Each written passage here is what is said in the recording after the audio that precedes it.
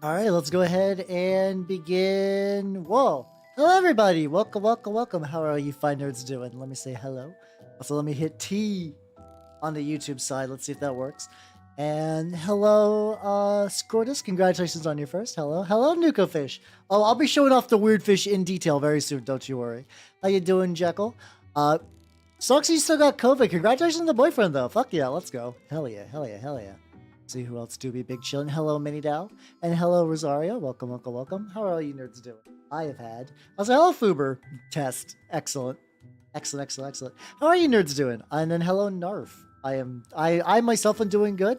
I went to the store today and I played some more games and it was fun. I was playing 2 games of Turnip28. The first game, I got my ass destroyed. I was going against Lopers, and they kind of teched against by accident. It wasn't like a purposeful thing, but they hard countered pretty hard the cult I was going for. And hello, we're living. How you doing? Welcome, welcome, welcome. But the second match was a lot more like back and forth, and I was able to win with my Aunt's Ascendant. Hello, Autobotter. Turnip28. It is a very fun skirmish game. Not skirmish. Well, I don't know. Skirmish is weird in terms of how it's labeled. Skirmish could be anything through like a bunch of dudes, or it could just be it could just like, this is a more skirmish game, which is gonna have like 5 people. It was oh god, the obliteration. It was, yeah, here, hold on. I can hit a funky little command and get you a link for that. There we go. Excellent. So yeah, the Stilt Boys wrecked my shit good. I was playing the Red Ribbon Society with my teeth counters because like I got them painted up a bit, so I was like I wanted to test them out, and the devastation was brutal, but I was able to use the ants, which lets you kind of choose where shit runs around, which is very, very nice. But today, and I don't know, buddy, how you doing? Welcome, welcome, welcome.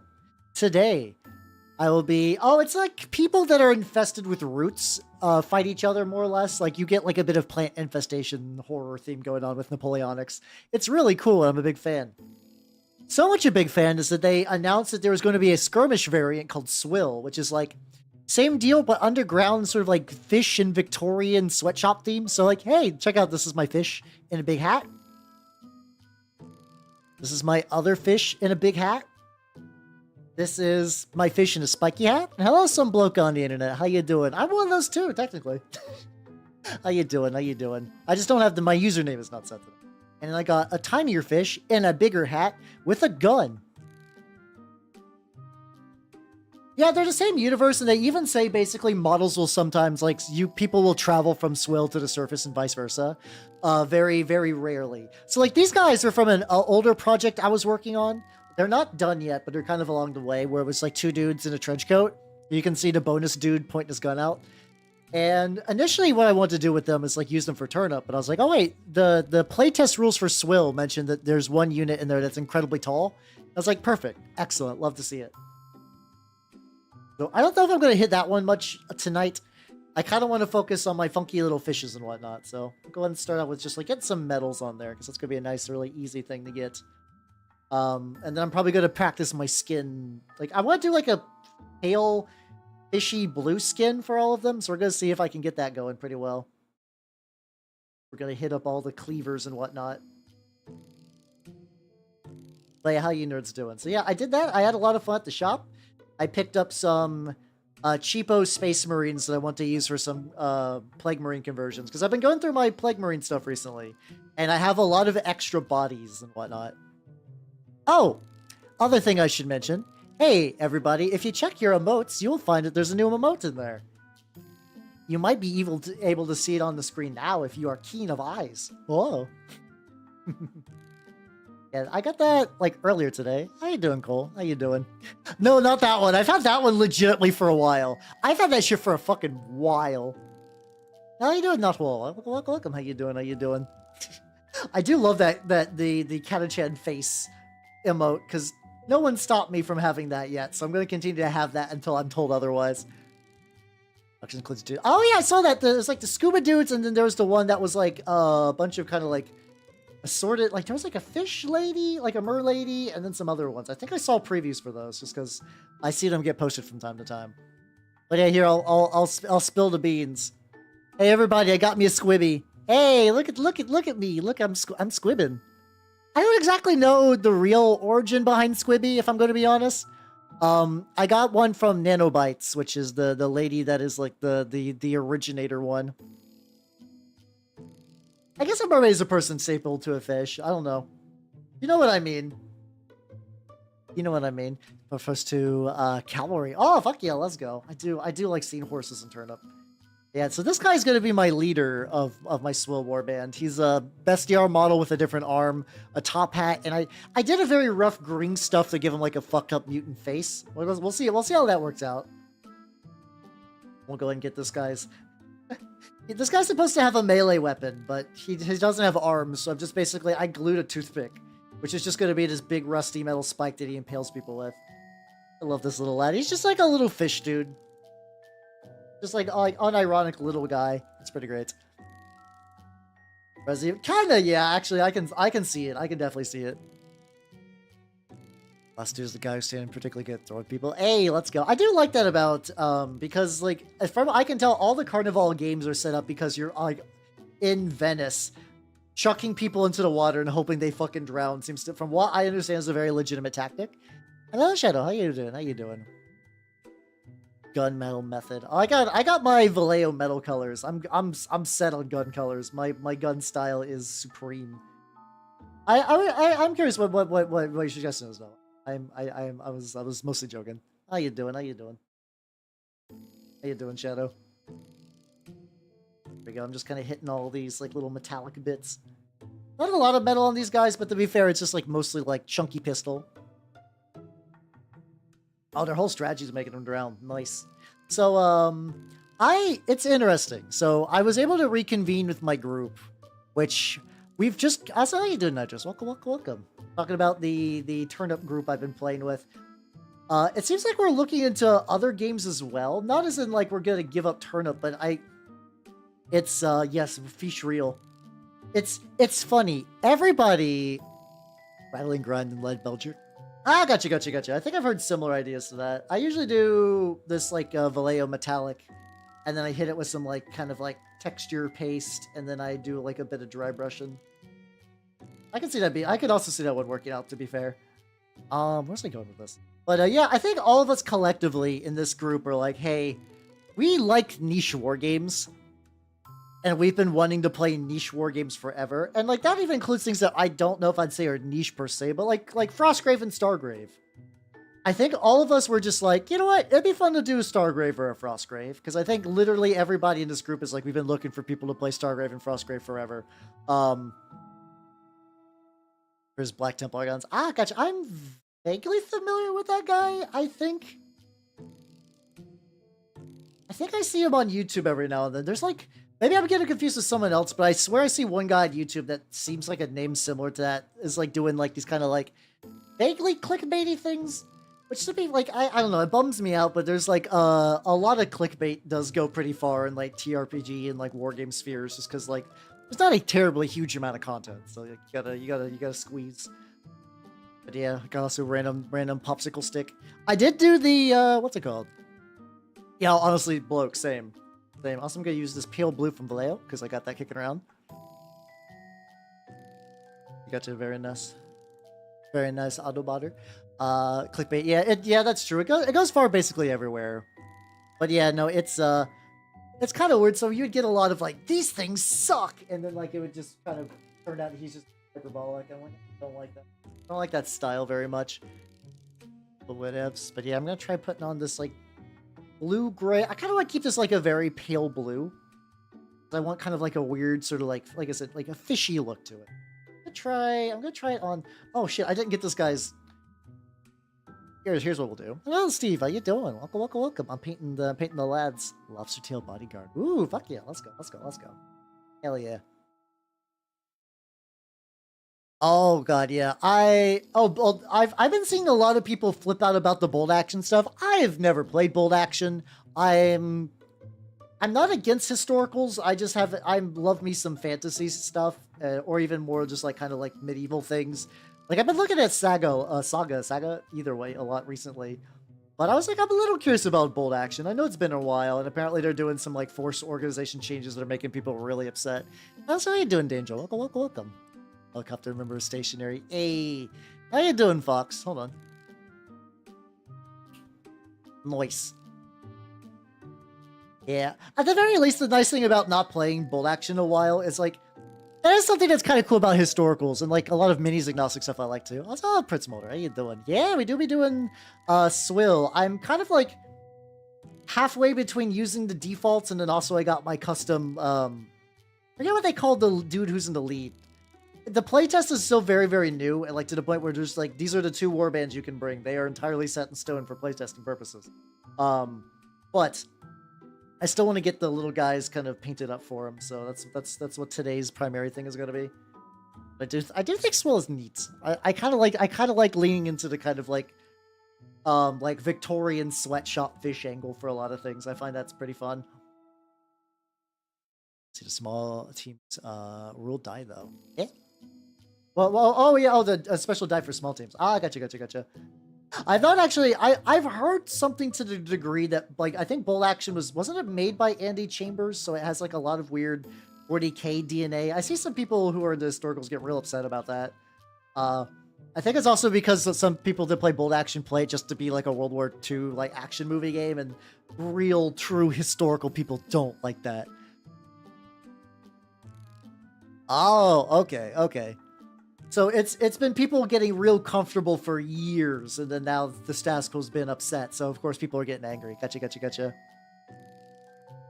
Yeah. I do like in the playtest. It's like cool art goes here, and I get it. I understand why you do that, and like it's for me. I kind of consider that like a nice little charming little point. It's like yeah, you're still cooking. You're still cooking on that.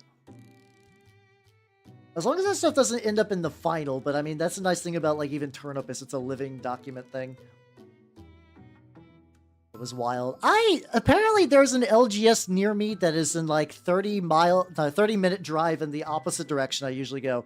That is primarily a historical war games place, and I want to go in there at least once just to see what's up. How you doing, Battle Rack? Welcome. How you doing? I get you a snap as well. Nice. How you doing? Yeah, we painting fish. Oh god, we be painting fish today.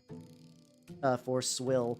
I'm also thinking too that like, if my group is beginning to seriously look into, what's it called? How you doing, Nuggy? Yeah, we're doing the fish for Swill, which I'm very excited about.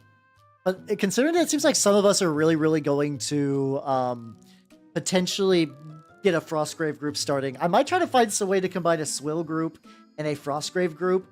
I don't know exactly what wizarding school would match, like, hideously huge fishmonger guy. There's gotta be something. There's gotta be some equivalent. Something that would work. Or Turnip. Oh yeah, no, that would be great places for that. I kind of want to pick up a unit of pikemen from mine, but I also don't know what they got. Like I've looked at their Facebook page, because they're one of those places that they don't really update a whole lot. So it's like Facebook or Google reviews is where they have like all the pictures of their shop, and it's a lot of people playing tank games. Like it's a lot of those like kind of like tank skirmish games, which I know very little about historical tanks. They do look kind of cozy, though. You get your little tank fleets, and you go up to your friends, and you shoot them, and you get the big smoke clouds. I'm like, I get it. It seems nice, and then you look at the people playing it, and you're like, ah, fine collection of old beards. They're having a grand old time. Kinda. There's not like a huge zombie bit going on. Also, how did you get S4? Welcome. I know little about tanks. My last experience with tanks as a thing, have a slightly bigger brush for that, was honest to God Girls on Panzer, and that was years ago. There we go. I did enjoy Girls on Panzer a lot. It's a fun show. I very much really like the genre of hey, this is an incredibly niche hobby, but we decided to put cute anime girls in there, and then they are a vehicle to explain the niche hobby. Like Girls on Panzer was just like military nerdery. It was military nerdery that was ran through cute girls doing cute things. And there's a couple of other ones like Sabagebu was about airsoft. What's it called? Frame Arm Girls was basically all about effectively a Plomo. It's effectively a Plomo plot. Oh wait, I have to imagine there's a lot of people that play like World of Tanks or whatever set the Girls on Panzer music. But didn't they actually have legitimately a Girls on Panzer collab at some point? That feels like a thing that could be both a hallucination and real in my brain. I don't know which one. I heard before it. I don't know the names off the top of my head, unfortunately. Very confused with vibe, and yeah. Well, there's people that like, I hate anime, and they're like, I don't know what's going on, but that person's shooting tank real good, so fuck it. Keep on listening to whatever you gotta listen to get you there. Oh, there was a World of Tanks Ghosts and Panzer thing. Ah, gotcha. That was not enough for me to get into World of Tanks. I don't... World of Tanks is, for me, whenever I see people talk about it, they talk about the same way that I talk about Warframe. Where it's like, this game is a piece of shit. Also, I wasted 100 hours, like thousands of hours of my life. Also, I'm waiting to talk to anyone about it at any time. And then we'll end up playing and I'll share tank builds. Like, it's the same way for Warframe, really. So my Warframe knowledge, mostly these days, like, I'm trying to think about Hetalia. Oh, God. I unfortunately knew a little bit about Hetalia. It wasn't a thing I was interested in, but I was friends with a lot of Fujoshi in high school, back when Hetalia was at, like, the peak popularity it's ever been at. I think it kind of just, like, floats in the shadows at this point. I do not know the chieftain, no. I know, like I said, assume my military history knowledge is nothing. I know nothing. Absolutely garbage. Are you a Fujoshi? No, not really. I mean, the funny thing, if I would be like, actually, a male Fujoshi is a Fudanshi. Thank you very much. So I'm not a Fudanshi either. I've been friends with a lot of women, and it turns out a lot of women in anime circles have a very high chance of being a Fujoshi, including VTubers. Military videos. The only chieftain I know is the wonderful chieftain that is in my channel, my very nice viewer chieftain. Which is very, very cool. Who does very detailed videos. Oh, I imagine there's a lot of people doing that kind of thing. But yeah, I do not know them very well, but fuck yeah, let's go. Yeah, it's one of those things that I imagine at some point I'm going to do what you're talking about, Prince Mulder, where I gaslight myself accidentally through war games into learning more about military history. I feel like it's only really a matter of time. I feel like eventually I'm going to learn. I'm going to eventually learn. Yeah, all mine is also, I need to really clean these brushes out. Basically, all my brushes that are synthetics are due for a isopropyl alcohol bath, followed by a quick little dip into the master's brush soap so I could regenerate the conditioners and stuff like that. Because I served one. Ah, gotcha. The puppy, she's an advisor and they let him into... Oh, wait, they let him into they lent him the Girls with Panzer movie. Oh god, that must have been fun. It's always funny seeing people, because, like, I understand a lot of people won't like anime stuff, that's fine, but I like seeing people who get introduced to anime that have, like, zero context for it, and they're just baffled. It's my favorite. It's my favorite. Last one? Oh, the last song I was playing? Oh, that was the Watame cover of Hollow Hunger. I can link that real quick. Assume that's what you're asking about. No? Unless I'm misreading. Find the name of the last one. Couldn't get it. Did you want the song? I think I might be a little confused what you're asking, Jekyll, to be fair. Sorry, going to tabletop bold action. Oh, okay, yeah. I could see a lot of people were like that. I could absolutely see that being like, yeah, you use war games again and stuff like that. Yeah, I don't. Oh, Millennial got real. Oh, I would not be surprised. See, my family computer was too garbage to really play any sort of actual, like... I was in effectively one of the golden ages for good PC gaming. However, my family computer was dog shit, and we didn't have internet access. And, like, we really didn't have computer game stores near me. Like, I was very lucky to a certain degree, but basically a lot of my game stuff growing up was like, hey, what is in a Walmart? Unironically, like, was this game in a Walmart? I could play it, and luckily a lot of the Nintendo games were in Walmart. Like, being a Nintendo babby was kind of beneficial for that. That's how you doing, Sentai? Welcome. How you doing? Oh, I played a fuckload of Minesweeper too, don't get me wrong. But it was like I just didn't have a whole lot of options at the time, so I was like, okay. So like, thinking about now when people who are like my age or younger, they're like, oh yeah, no, this is when peak gaming for like Quake or like a lot of these like RTS games. I just didn't know about them because I lived in a small town and I didn't really know about stuff like that. Oh yeah, Chibi Robo is one of those games that I've been vaguely curious about for a while. It seems like a really, really cute game. I feel like all the Chibi Robos are really, really cute. I also vaguely know that I think the main one has like a weird, I think like the family's getting divorced or something in it. Something to that degree. How you doing, Chieftain? How you doing? Welcome, welcome, welcome. Talking about how people acquired. Chieftain, how did you acquire your initial military history knowledge? I'm curious. I could see that being a good grandma game. Basically none of my older relatives really did anything with video games. I was kind of it's odd. I grew up in like an extended family that had some good dork history, but effectively I was sort of on my own for finding out my dork stuff. Because I had some of my adopted cousins were really, really big into like Star Wars, and they had like they were the only family I knew that had a Super NES growing up because like no one else really had one. I got like I'm trying to figure out this guy's definitely got like a sleeve. Or no, I think he's just got like a weird seam because his arm popped off.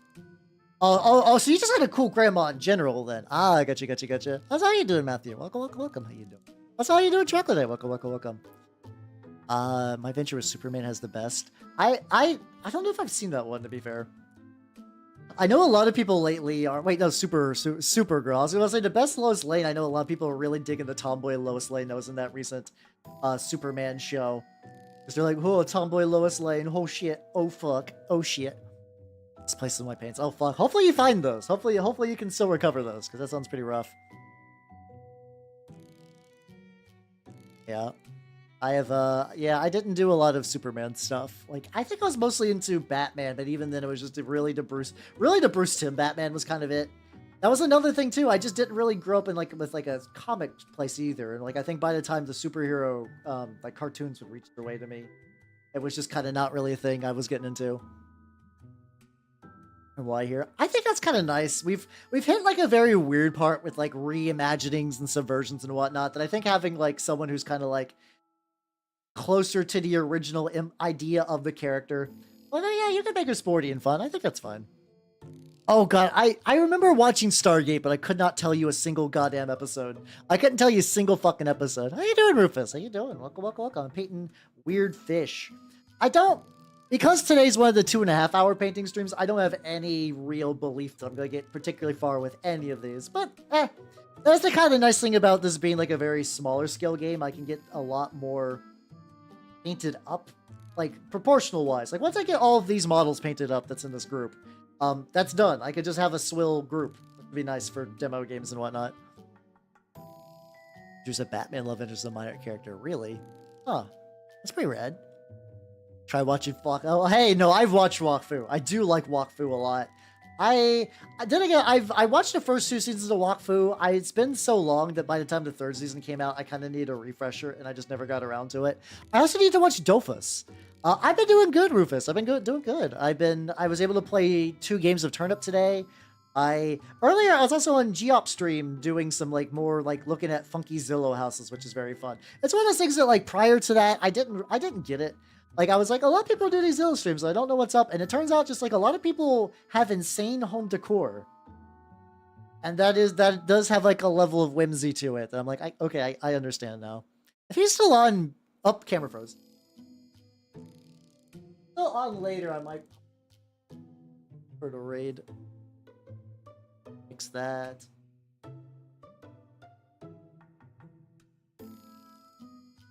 Hey, we back. Luckily, hopefully I didn't get too long on there.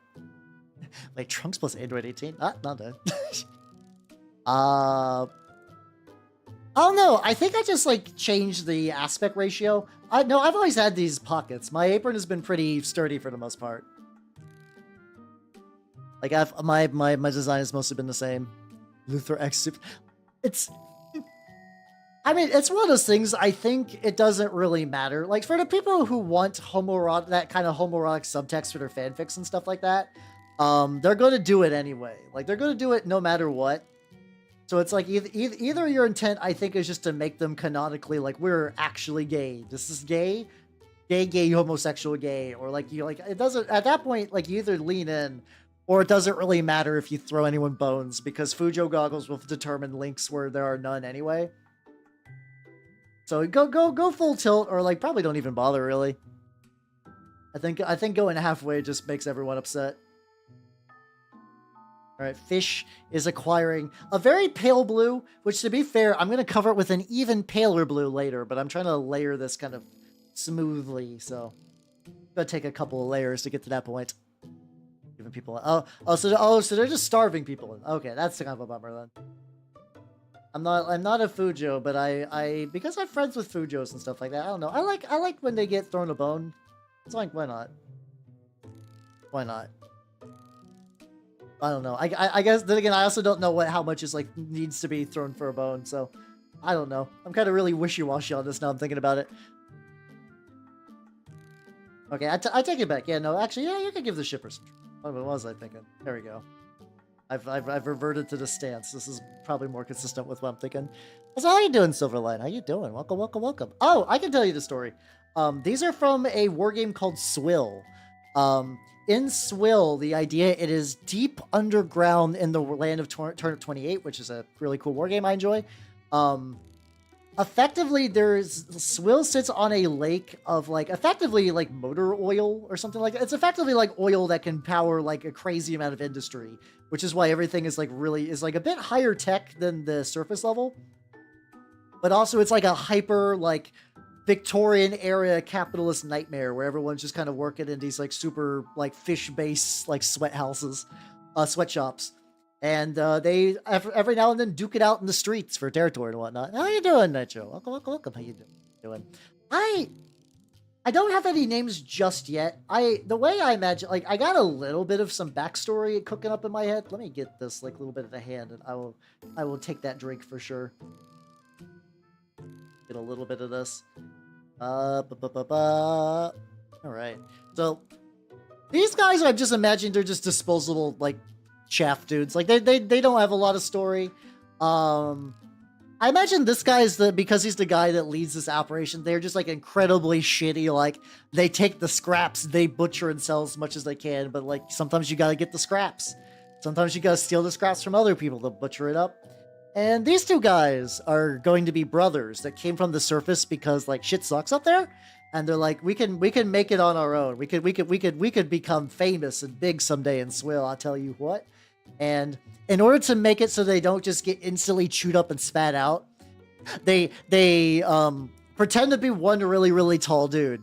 They pretend to be one really tall dude. So that way people don't bully them, because otherwise they're two manlet brothers. They're absolutely tiny, but together they're one tall dude. The bottom brother, I don't have names for anything yet. I imagine the top brother is only good for flapping his arms around and for having a very good speaking voice. And the bottom brother is very much a the guy doing all the real hard work. He's the brains. He does a lot of the, like, when he gets close into combat, the top guy's flapping his arms around, the bottom guy's the guy who, like, shoots you in the leg, stuff like that. That's the kind of backstory I got. I don't got names for any of them, though. Effective. Well, the top brother, I imagine, doesn't even do arm day. He's just, like, he's just the one with a good voice. Like, you know how sometimes people with, like, will have, like, a good speaking voice and they just sound nice to listen to? Like me. Got him. I know I sound like a fucking Dorcas. But yeah, the top guy, the top brother is a really good face man. But he's just not particularly dumb, not particularly bright. He hasn't got a lot of initiative to him, so that's why the smaller brother is doing a lot. Yeah, he effectively does weaponized jazz hands where he just flops on people, while his brother actually tries to do the violence. So yeah, I'll probably eventually give them names. I usually save names for pretty late in the process, because for me, like, it's the hard part. And a lot of times I kind of let the ideas percolate a bit before I really settle on anything, you know? If that makes any sense. I actually don't know how much Swill is detailed. So initially Swill was there was a lore shift in Swill for a while. Swill, like, I think this still happens. Like, Swill used to be a place where you would get the tanks from. These, like, it's supposed to be more like an underground demonic hell tank area that still had, like, the lake of oil and whatnot. I think it kind of changed around a bit, so I actually don't know much about the geography and what is going down there other than, like, the oil lake and, like, these kind of, like, ramshackle village cities and stuff like that. Gonna break down crying. All right, you go do. I don't want to make you cry. There will be no tears on my stream. There we go. We got A coats for these. I think we'll do. I'll probably go back and eventually do another coat of this blue. I want to do some of the. I want to do some of like the top hats and stuff. Which I think for this, I'm gonna try to keep everything like a muted series of blues. Like I'm gonna use this like a Vallejo game color abyssal turquoise. I think I'm gonna try to do that for all the like fancy cloths, so like the hats, maybe like the apron, stuff like that, and then a lot of the pants will have like a lot of grays and a lot of browns and stuff like that. Because this is probably going to be developing my Swill color scheme as I go forward. But also these guys are demo units. Like I imagine eventually once like for free models like basically this guy was made of parts I paid for. Same with this one. But all the fish were from a free model kit. And it was great, and it's a multi-part kit, so you can kit bash to your heart's desire. You can even use the top hats or Turnip28 if you just want to have a bunch of dudes in top hats. But I might eventually change. I might change it. Also, how are you doing, Irrational Beam? How you doing? How you doing? Makes them look wet. And do I do Call of Cthulhu? I've played one game of Call of Cthulhu before. And as a player, and I had like a generally good time. I had fun with it, but I haven't actually played it in a while. As for the wet effect, incredibly easy. What you want to look for is acrylic gloss medium. You can buy it in bulk at, unless by wet you mean like the drippy gore effect. Effectively, it's the same. I have two different ways of making models look wet. The basic wet sheen that's kind of on everything is acrylic gloss medium. You can mix it with other paints or like washes to make a kind of like a tinted bit of like wetness. So for like water driplets and stuff like that or slime. If you want like the stringy bits are Uhu glue. It's UHU glue. You can get that at like hardware stores and stuff like that. Sloppy Trump would be pretty good, Dave. They definitely have to be something alliterative for sure. I don't know. I can't think of anything else. Slap and Chop is very good though. I might consider that as well. Might consider that for their names. But yeah, both of those are how I generally make things look wet and disgusting, and also like the acrylic gloss medium in particular. You can get a bottle of that in like a Michaels for like $20, I guess. Actually, I think I kind of like that better for the fish guys. I don't know which ones. I think this guy has to be Chop, and this guy could be Slap, or Stab and Chop even too. Could be different, just like similar ideas. But yeah. That should get a human being. That should get you the vast majority of my Goofex or some combination of acrylic gloss medium. Acrylic gloss medium also makes really good blood. So like instead of having like I do like the G-Dub's blood for the blood god, but also if you just need a bunch of blood or you like don't have any of that, you could just use a little drop of red contrast or speed paint with acrylic gloss medium, and you can just kind of just like push it into the models, stuff like that. Just spread it all over, and it's so dry, it's kind of shiny. Very nice.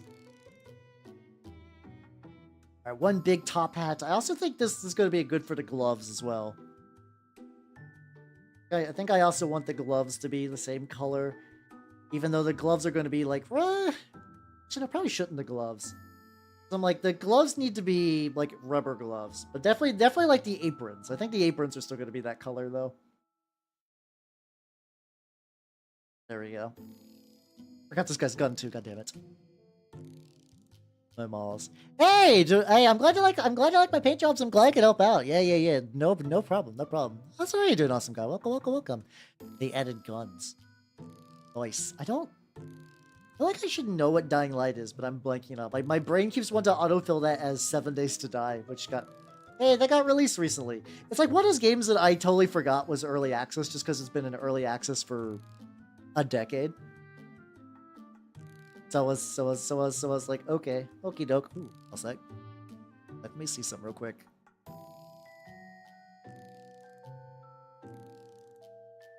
Check on a proposal for a okay.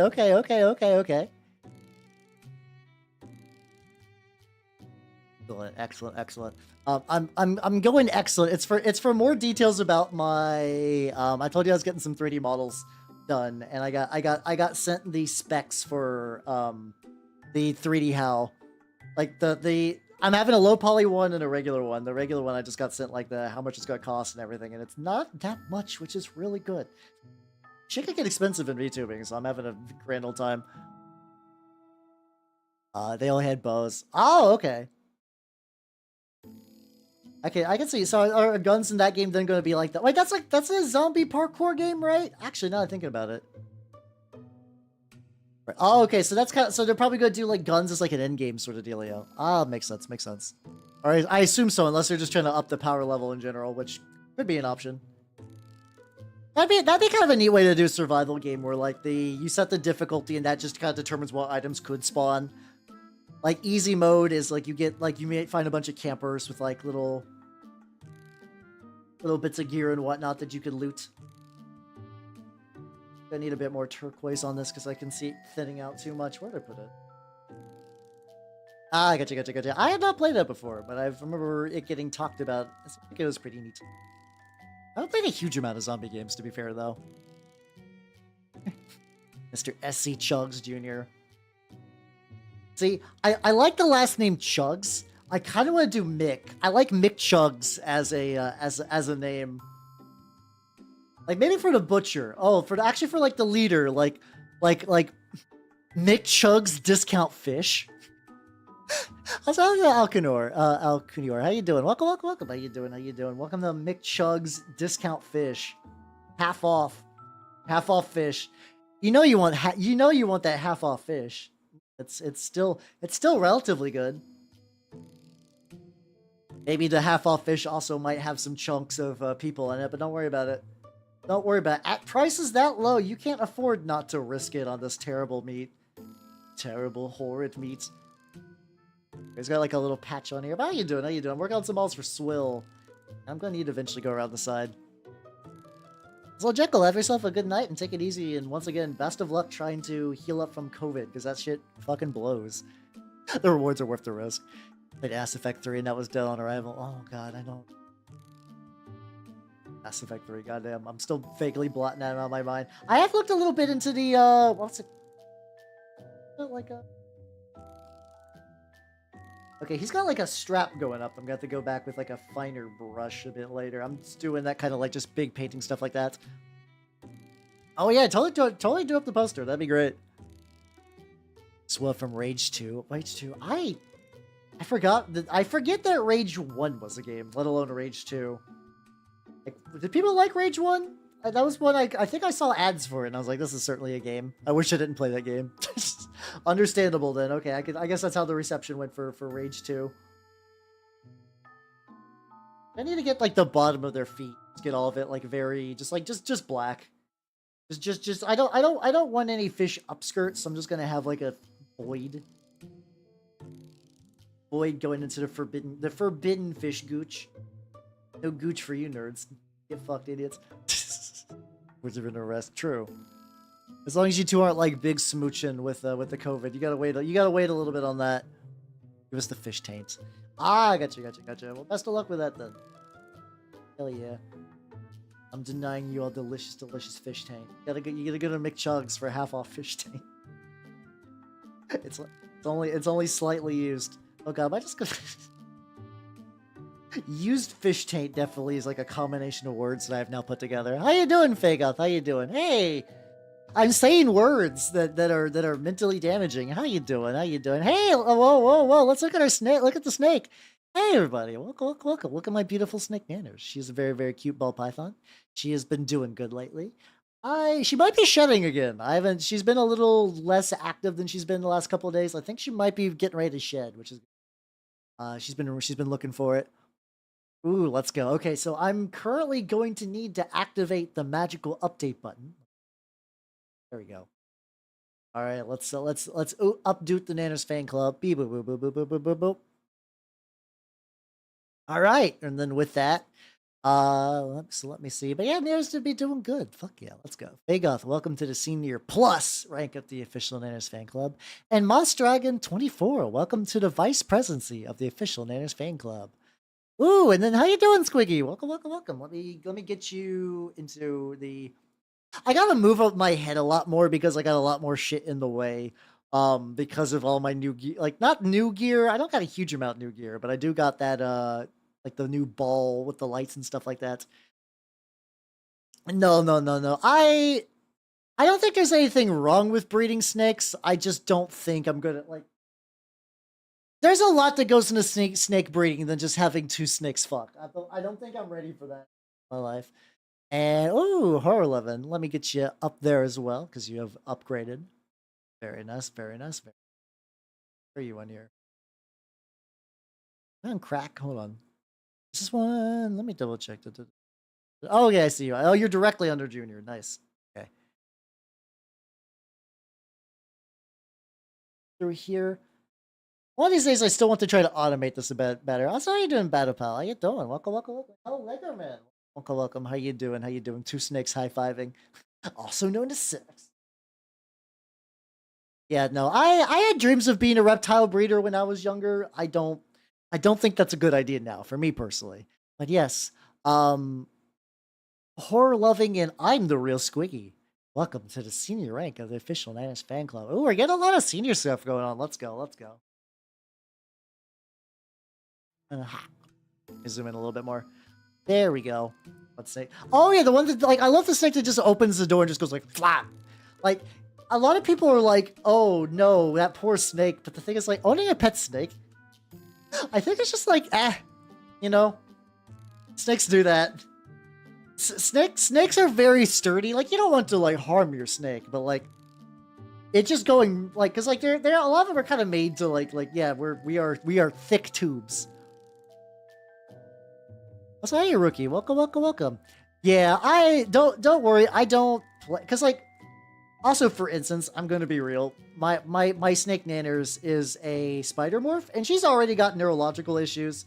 This is gonna sound cruel, but I don't think she would be good for breeding, and I don't want to anyway because that's a whole other thing. I could kind of wear Nanners like a scarf a little bit. I do remember seeing people that would just take their iguanas out and about on town, and like they put iguanas on their leashes, and they just kind of like keep them on their neck the whole time. Which I was like, oh, that's cool. That sounds like a thing I would be into, just having just like a random iguana just sitting on my shoulder. But no. Oh yeah, you could just do. I mean, regular vets do have reptile people. Like you still go to a typical one. I mean, there aren't specialty like reptile vets. Those absolutely exist. You can take because like vets basically handle most animals that are relatively common. And like if you could buy an animal in a pet store, you could probably find a vet that'll take care of it. You're watching Phineas and Ferb. Oh, I gotcha. That's one of those things that like that's like a whole different generation of watching cartoons. I have zero context for Phineas and Ferb. But yeah, I do like. I used to have a bearded dragon until I got eaten by a cat. But they're also very nice lizards. The thing is, I like snakes because they do like being. They tolerate being held more. That's all I could really ask. Oh yeah, no, yeah, a lot of. It's because like snakes are both incredibly sturdy, but also like the usual like bad shit can affect your snake, which is like I make sure to clean the cage, I keep her well fed, stuff like that. So theirs has been doing good. So I'm assuming things be hunky dory with her. All right, so we got the big hats. I don't know if this. Ellie. I need to clean my desk after the I did a decent wipe up after the terrain stream. There's a bunch of just random terrain shit that's gonna need some more love. After that terrain stream, I still got like little bits of dust everywhere. Though I'm excited to bring those. I'm reaching a point where the terrain is getting very bulky.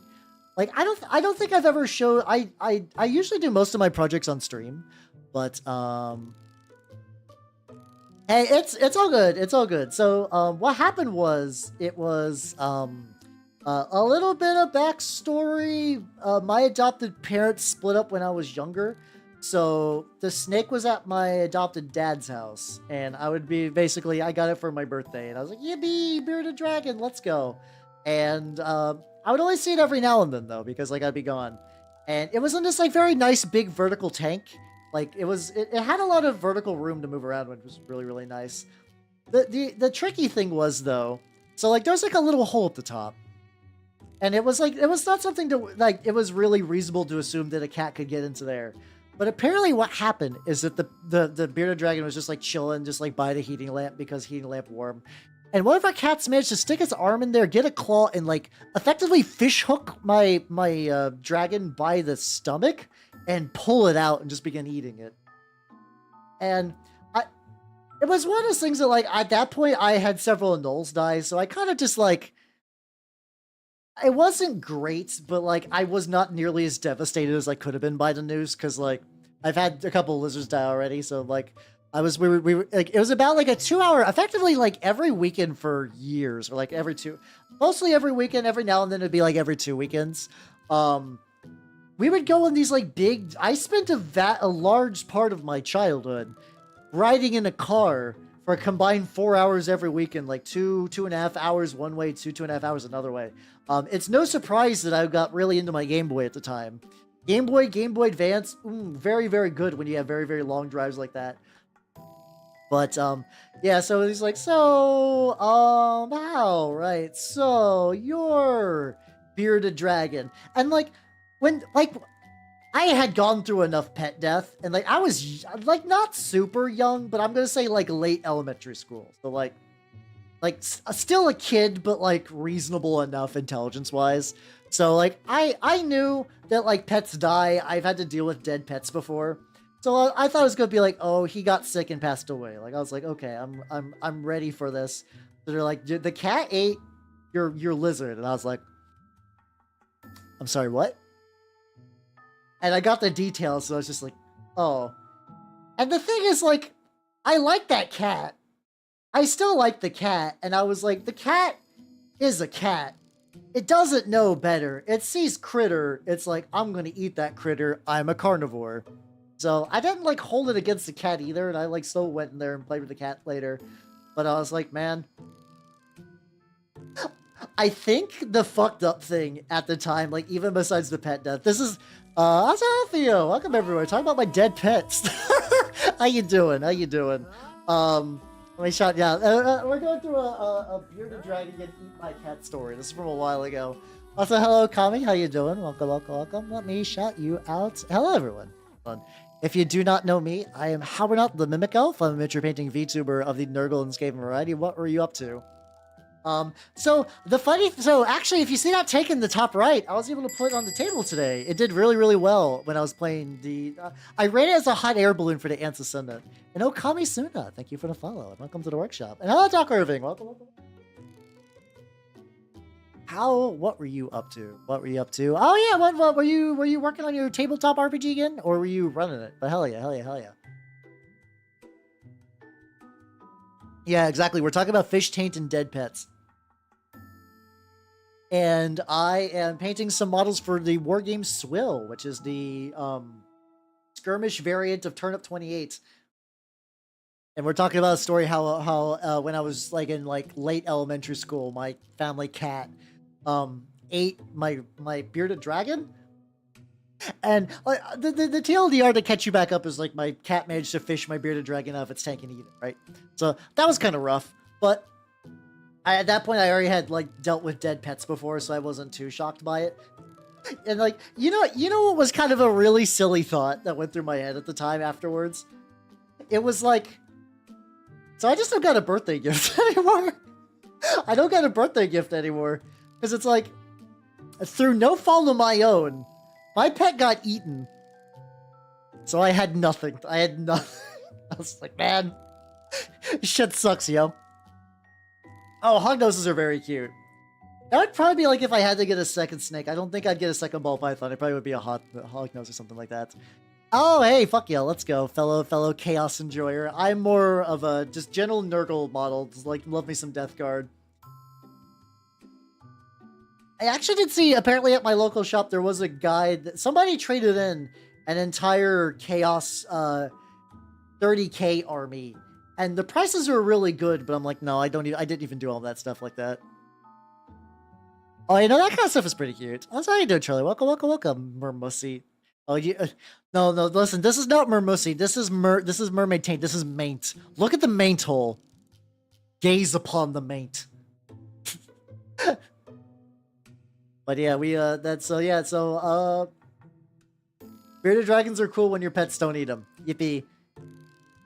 Which is also another reason that, like, as long as Nanners is alive, I probably won't get a cat. I would like to maybe get a dog. I think generally I'm more of a cat person than a dog person, but I would like to maybe get like a bigger animal at some point. Oh, they're cute but dramatic snakes. I think a reptile just being a little bit dramatic. Like Nanners, if I move too fast, she curls up into a ball because, you know, ball python and whatnot. The Maint hole. Dare you enter the Maint hole and find the treasures buried within? I try to go like 3 different directions with that. That's fine. See if I can. Dare you enter the Maint hole? There we go. Anyway, there we go. Oh, you can. Yeah, I know you can run. It's less about could I run it in 40k, because realistically, I don't really. I have a lot of 40k models and Warhammer stuff. I mostly play indie war games. I mostly play smaller war games these days, which means a lot of my 40k models sit unused, and a lot of my smaller war game models get a lot of play, which is backwards from which is a bet backwards for most things. Old Greg's. Oh, you give me $1, I'll stick it in me coin purse. There we go. There we go. How to get all the raiders to immediately leave. But yeah, I did pick up weirdly enough, I picked up a couple of Primaris Marines. My shop has a bunch of cheapo Primaris Marines that were pre-painted. There was like 5 for like $10. So I was like, okay. So my plan for those is I'm going to strip them of paint and I'm going to like cut off their heads and I'm going to turn them into Death Guard. Because, hey, you know what? I got a bunch of Death Guard parts. You know, I don't have a lot of Death Guard torsos. Yeah, I go Crypt Keeper, Dare You Enter My Magical Realm-esque Wizard as well, and kind of equal numbers. I go back and forth between those 2 mainstays a lot. They are part of my repertoire. I would love to see if I could like find like a voice acting project and just do that voice, but it would physically destroy me. It would be worth it though. Oh, Spaghetti Dog. Spaghetti Dog sounds cute. Picture your home and recall that cats like to. Oh yeah, that's it too. It's a combination of that, and also because I do a lot of 3D printing, my home is just filled. Like I don't want a cat to knock over my 3D printer and get all of that 3D printer resin and just be like, ooh, delicious treat. Oh yeah, my shop has an incredibly generous used model pile. And I think a lot of miscellaneous, like, one-off Primaris bodies. I think a lot of people who want them already have them. So, like, when I roll in, they're like, oh, thank God, someone's taking the Primaris away from me. Then I'm just gonna turn them into Death Guard. Oh, yeah. Yeah, Portorabo basically was just like, yo, Imperial Fist, I bet you won't go to this death trap. And then Dorn was like, I'll go to this death trap. I'm gonna fill this pit of despair with the bodies of my dead men. I'm gonna come over and beat you in the face. And then when he did, it's like, remember the time I tricked you to do that? And then by the time you tried to break into my fortress, there was no fortress, it was just a bomb. Something to that degree. Something around that. But yeah, no, I will likely not have a cat. A dog, I kind of like the idea of having those like big, droopy, like bulldog kind of dogs. Like the one, like an English bulldog, like the ones that are just like, what are you? Yeah, just like literally just went no balls, and then Dorn's like, oh, you can't say no balls to me, and then just got their shit murdered. But yeah. Where's like. So convinced. Probably. I mean, I think so. Like a lot of the, from what I understand, this is also, I'm not super like a lot of picking up secondhand knowledge for a lot of like 30k stuff. Oh god, this is drippy as shit. There's a lot of like, I am on this hill and I will die there, and then everyone's like, don't do that. Don't do that, you stupid asshole. We need you. Please don't do this.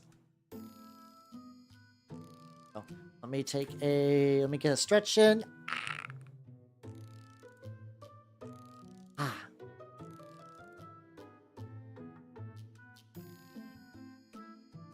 Oh, hold on a sec.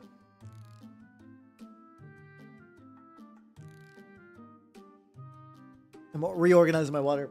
Oh yeah, so these guys, like, these are all for this war game called Swill. This is a kit bashed model. This is a like an official model, effectively. And not that you have to use official models, mind you. I just really like these weird fish assholes. It's pretty nice. You can get them on my mini factory. If anyone needs a link to these, I can get you a link to them. You will have to print your own though. They do not have like a 3D printing.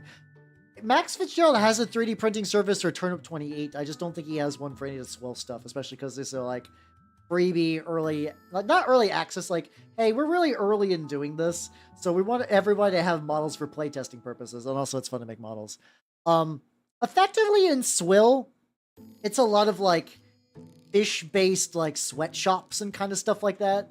So like my guys, I'm kind of doing the fluff for them is that they sell used fish.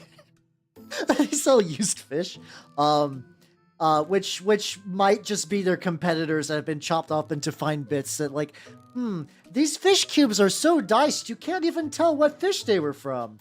Maybe the fish was rotted. Maybe this was the guys that tried to get on their turf. You never know. Because it is it's a skirmish game where you have packs of idiots doing like fish duels underground in Lake of Oil.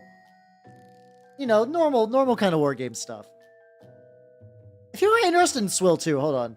I'll go ahead and post this in both. I love Borzoi. I fucking love Borzoi. I love me a long dog. I love me a long dog. Oh yeah, hold on. I need to actually get it differently.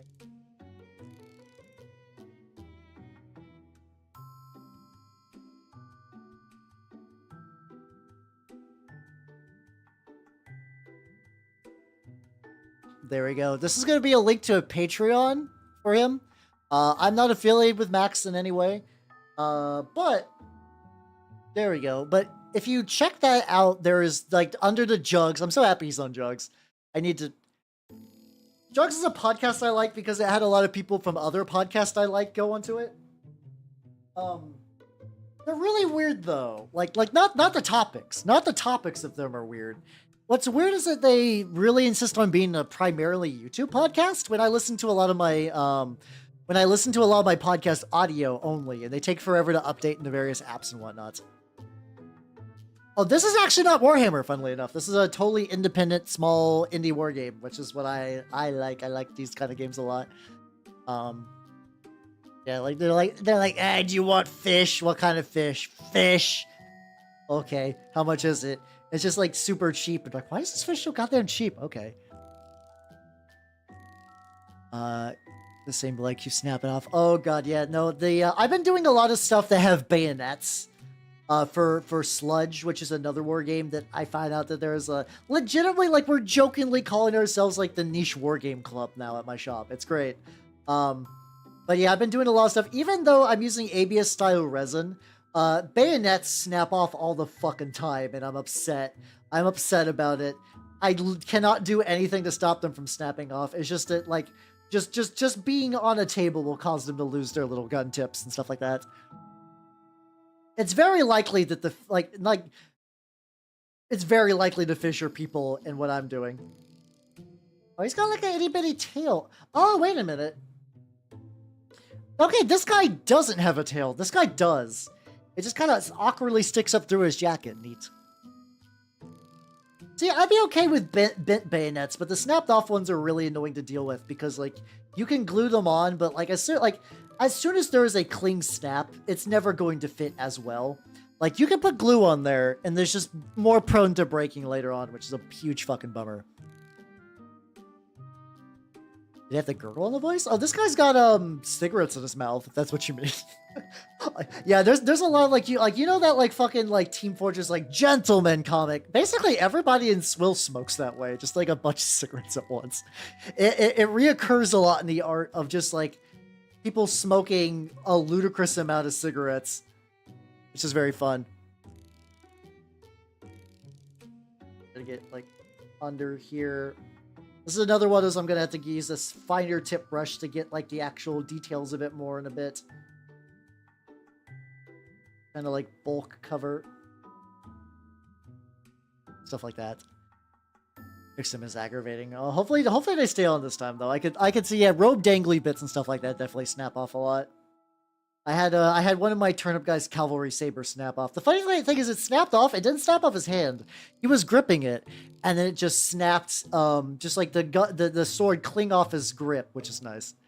Which sounds dumb, but it doesn't sound nice. But that means eventually I could just glue it back into his hand, and it will basically be close to the same. Altogether, not too bad. Relatively light, all things speaking. Just hitting a dart. Yeah, just put all the darts in the cigarettes. And actually, you don't think about this. If my group does start doing, ooh, what is it? If my group does start doing Frostgrave, I should really try to build up like a whole like Fisher warband for that. Should be neat. How you doing, Machi Day? Welcome. How you doing? Oh yeah. Oh god, yeah. So the difference pre and post sub-assembly is fucking game-changing, unironically. There's a couple of models, like a lot of like easy fit ones just don't sub-assemble because they were made to be like, in the nicest way possible, they were meant to be like, hey, if for some godforsaken reason you decide to build minis without glue, I cannot imagine why you would. Or like, but I think a lot of those push fit ones can work without glue. That means they have to be engineered in a real fucking wild way to make that magic work, which kind of makes some of that stuff. But yeah, no, if you're able to do sub-assemblies, it's so much nicer. It's legitimately so much fucking nicer. Yeah, they kind of, so the weird thing is, so in Turnip28, the idea that all the guys are infested by this root, which is this kind of like cancerous vegetable tumor that just has consumed the land. I don't know if the root is responsible for the fish dudes. I don't even necessarily know if these fish are human. Because like Turnip is a game where there's a lot of human mutants. Like I don't even think real animals exist anymore. They're just like weird amalgams of like roots and other shit. I don't know about also Rowdy Chan. Thank you for the subscription on YouTube. Thank you. How you doing? We're painting some swill fish. We be big swilling. The hogs exist, true, but I don't know how much of them are actually pigs, if that makes any sense. What level of hog are the hogs in reality? All my talc colors entirely dried up. 40k push fit. Oh yeah, I'm slowly working my way through some push fit Tyranids. My hog is whole. My hog needs to construct additional pylons. And how you doing, son? Welcome. How you doing? 90% hog, 100% root. I was trying to do it to like the 50% like something like that like was it like a Linkin Park or no? I think I just had one of the guys who were singers in Linkin Park was like part of that song. Fucked it up. I'm doing good though. I was able to play some war games today. I got a miniature in there. Remember the name? Thank you. There we go. It's one of those songs that I've mostly heard meme variants at this point, so it's like my actual recollection of the lyrics is distorted. Like people have been fucking with that song since it got released, and now it's just like I don't even know what's real anymore. Fort Minor, thank you. There we go. Yeah, I would not have got that. There we go. Okay, we got his fucking gun now. That's something. Bit. There we go. We got guns. Yeah, I also need to push it, I think I've been doing Termagants recently, because I have them, so, like... Previously, the guild where I work from let me work at home, but that changed as of late. So now, because I am in, what color do I want to do the shirt? I'm debating between a dark gray and, like, a brown shirt. I might do a brown shirt. See you next year. We'll take it easy, rookie. Thank you for stopping by, and I'll catch you later. Let's do that like orange brown. Let me do the orange brown on the shirt. That might be fun. Oh yeah, it's like the meme that just replaces everything with plastic bag in that one song. 10% luck, 20% skill, 15% concentrated power of will, 5% pleasure, 50% pain, 100% reason to remember the name. Yeah, yeah. Look at me, doing the big musics. But yeah, take it easy, rookie. I do this a lot, so it's me, the rapper Hal. Laying down all the funky fresh beats. I love saying funky fresh beats. Also, Press Water. Have yourself a good night as well, and take it easy. Have a good night. And do you ever feel like a plastic bag? Blowing in the bag? Feeling plastic bag? There's also, the funny thing is, like, there was also that Gorillaz one that, like, I'm happy, I'm feeling bag, I got sunshine, I'm in a bag, I'm useless, I'm in a bag, the future is in a bag. Like, I'm a sucker for song manipulations. Like, usually I kind of like those in like cover format. Like, there's a guy named DJ Cumberbund who does like a lot of like really nice mix-up covers, and like there's one where he's just like the like a what's it called? Not My Chemical Romance, Panic at the Disco. The like I chimed in and have you ever heard of? And then the guy cuts in with Watermelon, and the Panic at the Disco guy's like, God damn no. And it's like still part of the song. Like, it flows really well, but it's like he gets like a weird fucking argument by remixing the lyrics into a funny way. No, DJ Cumberbund's legitimately insane. I love his shit. I really like, I haven't listened to Triple Q. I used to listen to a lot more Triple Q, and I haven't, but like him, DJ Cumberbund. I think I kind of missed out on Silva Gunna. I never really listened to Silva Gunna super. I feel like I'd like a lot more of his stuff if I actually sat down and did that. Which one do I like to do? There's a really fucking, I feel like Puff a Duff I've heard a bit of too. It's weird, lately the Triple Q song I go back to is like Activate Big Chungus. It's just like a fucking, like it's the stupidest fucking song, but like every now and then it like earworms its way into my brain. I'm like, I have to fucking listen to this now. God damn it. God damn it, I hate this. Like, it's not a bad song, but it's like you ever like get a song stuck in your head and you're like, fuck you.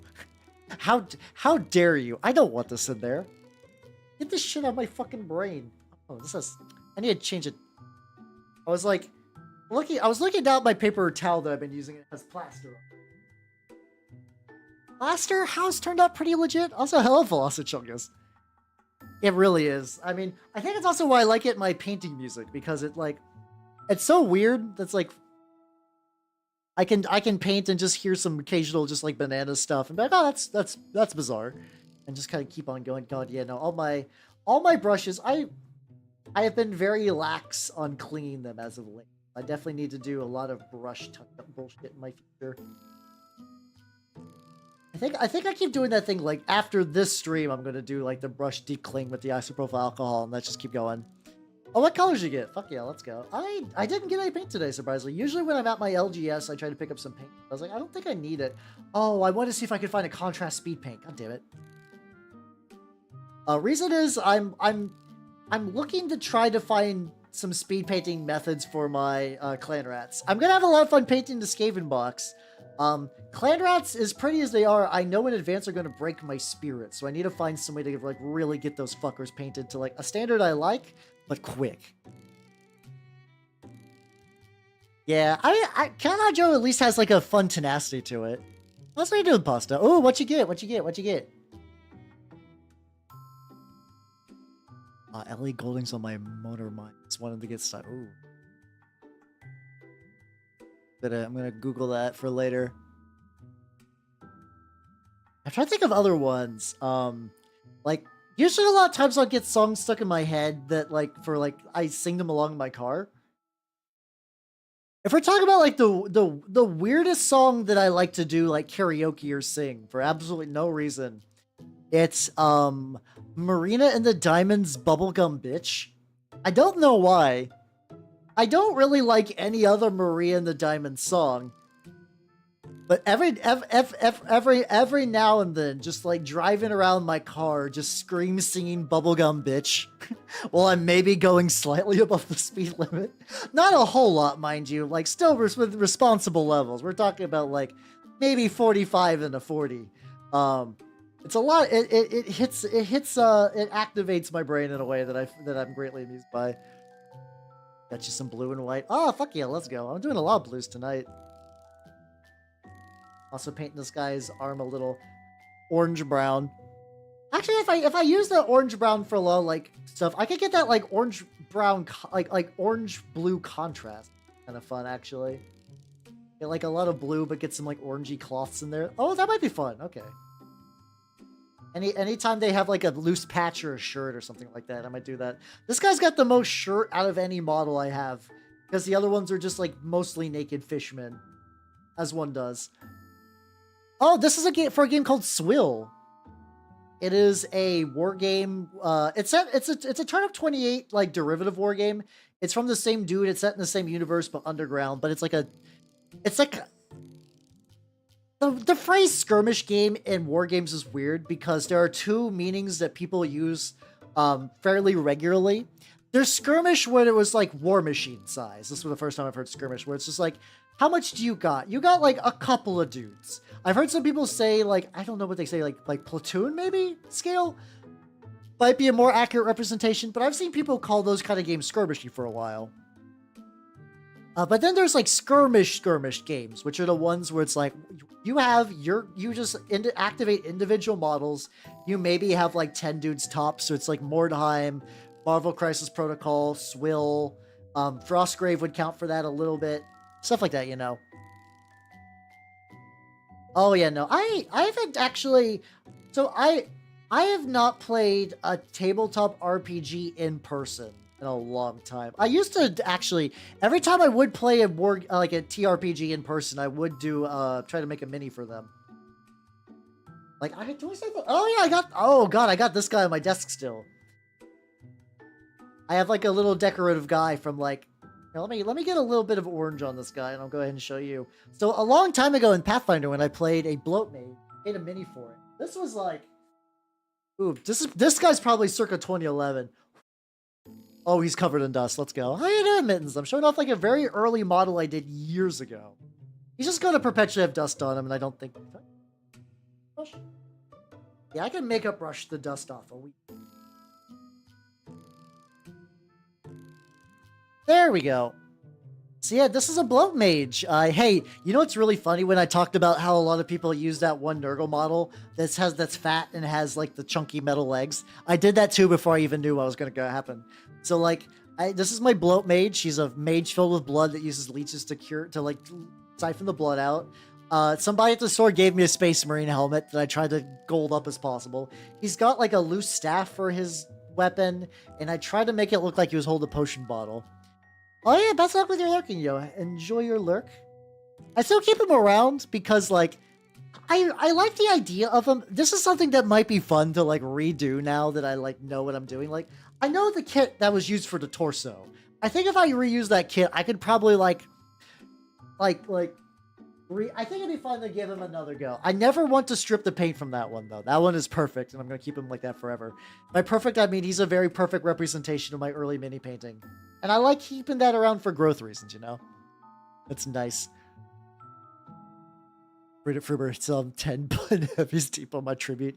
Exactly, you got it, you got it, you got it. Sometimes you gotta get, sometimes you just got to motor fast and I so how you doing, Robot Crash? Welcome, how you doing? I'm working on some Swill minis. Going pretty good. I don't really have any belief that I'm going to get close to any of these guys getting done today, but I'm having fun, and they're getting more painted, which is all I could really ask for at the end of the day. How you doing? Handy origin point. Exactly. He's like, I don't know, between him and my Magnus, I don't know which one is my earliest, like, mini that I painted and did not strip, because a lot of my Legion of Everblight stuff got stripped a lot. Ooh, yo, let's go. I have not gotten a chance to try Necropolis 28. I would like to, but like, My group is already trying to potentially bounce between a couple of different games. I did legitimately play Turnip28 today. Yeah, I mean, I'm gonna be real toxic. A lot of times I over thin my paints and they do get kind of drippy. So you're not wrong. Like that's probably, I probably realistically need to like water it down. Like water it down, sure. But then probably dab a little bit off on my paper towel to soak up some of the water. That's the thing I need to get like a little bit better at doing. I don't know how Swill is, if I'm going to be honest. This is going to be I'm effectively building a group so that I could maybe do some test games with some people. But I have not gotten a chance to play it myself. It looks basically like Turnip with, you know, with extra stuff going on. How you doing, Dugessa? How you doing? Nice. Ooh, that's a good snap. Hell yeah. Real spicy snap. I'm definitely going to have to give this orange brown another layer as well. That's fine. How you doing? How you doing? Breathing. Fuck yeah. Fuck yeah, breathing. Let's go. There's effectively two lists. It's like, the lists are basically like melee heavy and ranged heavy, which kind of makes sense because I imagine those are the two extremes. Like, even the, I mean, the melee heavy one still has like a ranged guy or two and vice versa, but I think it's going to be definitely one of those games where like a lot of the customization might be in the gear, like a kind of Twitch Crusade, Mordheim sort of deal. So I imagine it's going to seem, this playtest feels really limited. And I don't think that's a bad thing, because I think they're still trying to like nail down very specific early rules for the game. But I think I've noticed that a lot of people that would be interested in playtesting the game, they see that there's like not a lot to do for playtesting. It's like, well, you got two groups, and a lot of people are like, but I want to playtest my own group. But that's an understandable impulse here. I do not blame them at all for this. But yeah. I also figure because we're talking about wanting to maybe do Frostgraves, there's gotta be some way that I could kit bash this guy, like effectively build a dual purpose Swill Frostgrave unit and stuff like that. Oh, airbrushing is really nice, to be fair. It's great for base coating a lot of shit. And also, you know, like I need to get better at practicing airbrushing for the sake of like, I've seen some really baller glow effects with airbrushing from like this guy named like El Miniaturista. I don't exactly remember his name. I think that's it. But this guy does these like really banging like glow tutorials, which it seems like the secret is to paint something white and then airbrush a color directly on top of it, and you get like a real fucking vibrant glow. That seems to be the magic sauce, which, mind you, that's a good sauce. Solid gravy out of 10. All right, there we go. Looking pretty good. I don't want to do this. I never get the back of the head. Or maybe I just rubbed it off a little bit. One thing I want to do is... Oh, yeah, no, I just didn't get this. I just did not get a lot of the hat, which is fine. Go ahead and just touch that up while I'm in the area. Melee only. Oh, hold on, we gotta add break. We'll go ahead and do that. Missing sections. Making blue my circus armies. Oh yeah, I mean you should totally do that. Like, I mean, I don't know, that's funny because like when I run Turnip28 stuff, I have like 3 sub-factions within my own army. But because I like to mix and match dudes, my armies end up looking like a clusterfuck since I don't have like one central one like a lot of people do. Oh yeah, Matthew, so there are melee only guys. You can build melee only dudes. And it's not like Frostgrave doesn't have ranged guys. So I figured that I just need to have like, maybe just get like a couple of humans that look maybe a bit more like thuggish, I guess. Like just like bandit types, I guess. Just like, you know, just like a guy with maybe like a bandana and a knife, and just have them just be like the low level dudes, and just have like the fish head dudes be like my important guys. And then I could have this guy be my wizard, and this guy be my apprentice, so I can keep that kind of theming going on. Even though this guy's gonna be on, I don't know. I was debating putting this guy on a 40mm base because you can in Swill, but I think if I keep him on a 30. Does this guy fit nicely on a 30mm base? Oh, he fits perfect. Never mind. Yeah, if I do it like this, he'll fit a lot better in Frost. Okay. Good to know. Oh yeah, doing fucking Polka's Cruel Angel's Thesis honk.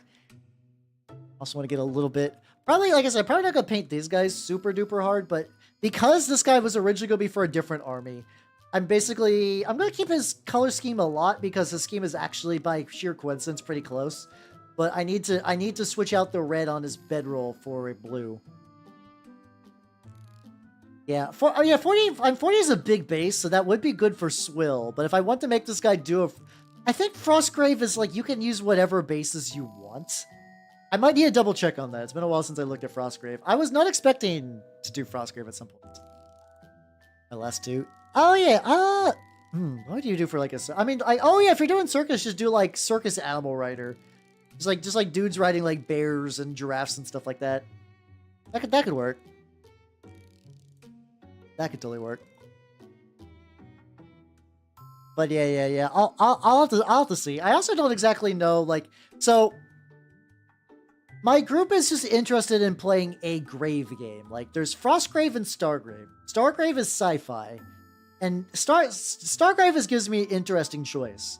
On one hand, if I do Stargrave, I could actually play with some of my 40k models. I could absolutely run one of my Death Guard guys as my leader, run a Death Guard assistant dude, and then run a bunch of Poxwalkers. Don't need to paint anything, fully painted army. Let's go. The other option, and this would also be potentially really interesting as a dual purpose. I have 300 points of Toha from Infinity. I had basically that entire like Toha starter set they released a long time ago, and then they basically took out production and then they reprinted it recently as like, I don't know if that was a limited run or if that was a like made to order or if that's just back forever now. Okay, how you doing? Welcome. I could use my Trench Crusade guys, but like Stargrave is such a sci-fi game that I feel like I would be like not doing it a disservice, but it's like if I'm playing a sci-fi game, I do want to play a sci-fi game. I'm okay with using my Trench Crusade guys between that. I guess that is another option though for Stargrave. I have what's it called? I have Feudal Guard bits. So I have a lot of like, they're meant for 40k, but it's like I got a lot of dudes with like straight up like a big backpack, but it'll have like a grenade or like a chest piece with a respirator built in, or like cybernetic arms holding a las rifle. I could mix and match those with some turnip shit and make a really weird star turnip group. I don't know. I got options for that. I think it would just be, I don't know. I do like the Toha models, and I have been looking for an excuse to like actually maybe paint those, because I don't... Like a lot of people right now, I'm kind of, because of the Infinity animation coming out, I'm like, oh yeah, Infinity is a war game. Oh, fuck. I legitimately have, I think I have a couple of them somewhere. I would have to, I think they're in my closet, but I already have a couple of models that are converted for Star Turnip.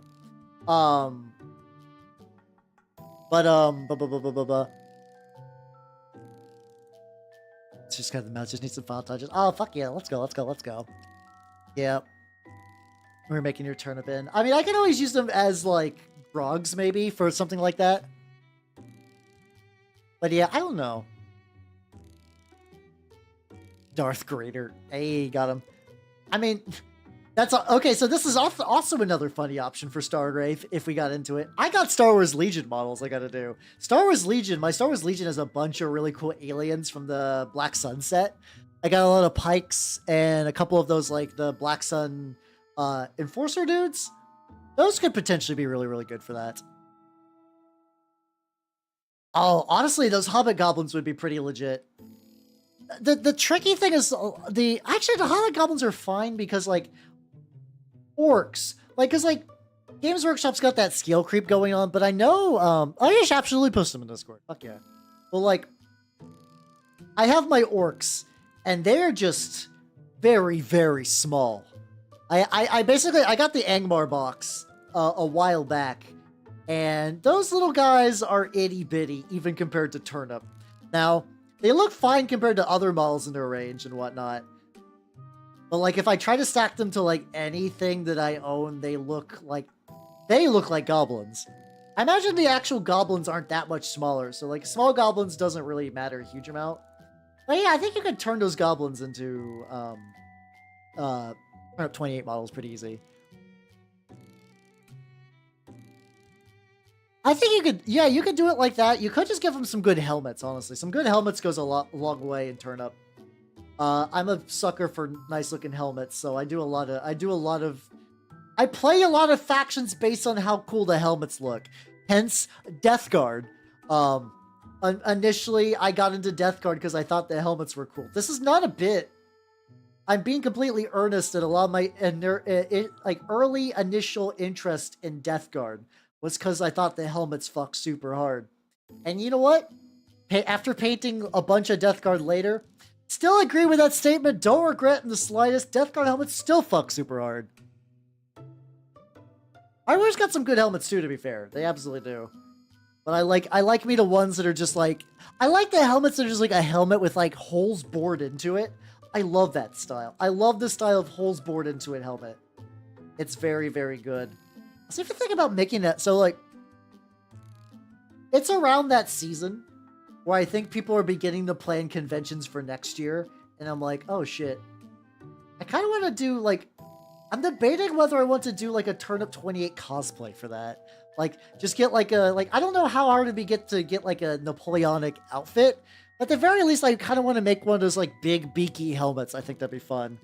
Who has the best? I know you're doing a head joke, but unironically, a lot of my interest in a war game is how cool the helmets are. I almost went Baratheons in Song of Ice and Fire because they got sick horned helmets. I ended up going Starks because I got a good deal on them. That's the other thing. It's like, do they got cool helmets and can I get a good deal? How you doing, K-Mappy? How you doing? Yeah, I imagine I could probably get some of that reenacting stuff pretty cheap. So at that point, it's just, yeah, I kind of want to just like, apparently it's not that hard to make, like, it's hard, but like effectively you take like yoga foam and you basically pin a template to it, you cut it out with a sharp knife, and then you glue it together with a certain kind of rubbery connective glue. That gives it a bit more flex. No, it's on Discord. Hey, fuck yeah, let's go. You do got some good drip, 100%. But yeah, having a big beaky helmet would be fun. But I could see that being loads of fun. Loads of fun. I gotta get to like. Fortunately, this guy as like with a lot of things. I cannot sub-assembly this motherfucker. I cannot sub-assembly this motherfucker at all. So I just kind of gotta just wing it for getting into these like under areas. He's gonna need a lot of. He's gonna need a lot of like maybe a couple extra layers of layering. But like, I'm liking the way this is looking. I think my color choice I'm pretty happy with. There we go. So it's like you got the blue apron. Funnily enough, like a brand thing. Apron. Oh, it goes around his neck. I'm like, where the fuck does that apron terminate at? It's just on that. But yeah, no, legitimately, I love me a fucked up beaky helmet. So yeah, I don't know. The funny thing is, I think there's enough crossover between my mini stuff and cosplay that I could probably realistically build a cosplay outfit. Like, not the easiest, but like I could make a foam helmet and then airbrush it and be pretty hunky-dory. Alright, you are getting there. I think another thing is like, what do I want to do for the rubber? Like for like the rubber gloves. I'm using gray for the pants a lot. I could just straight up do black. I could just do straight up. Actually, no, that's probably a good idea. Just to do just a black. Because I'm gonna make everything shiny at the end. Okay?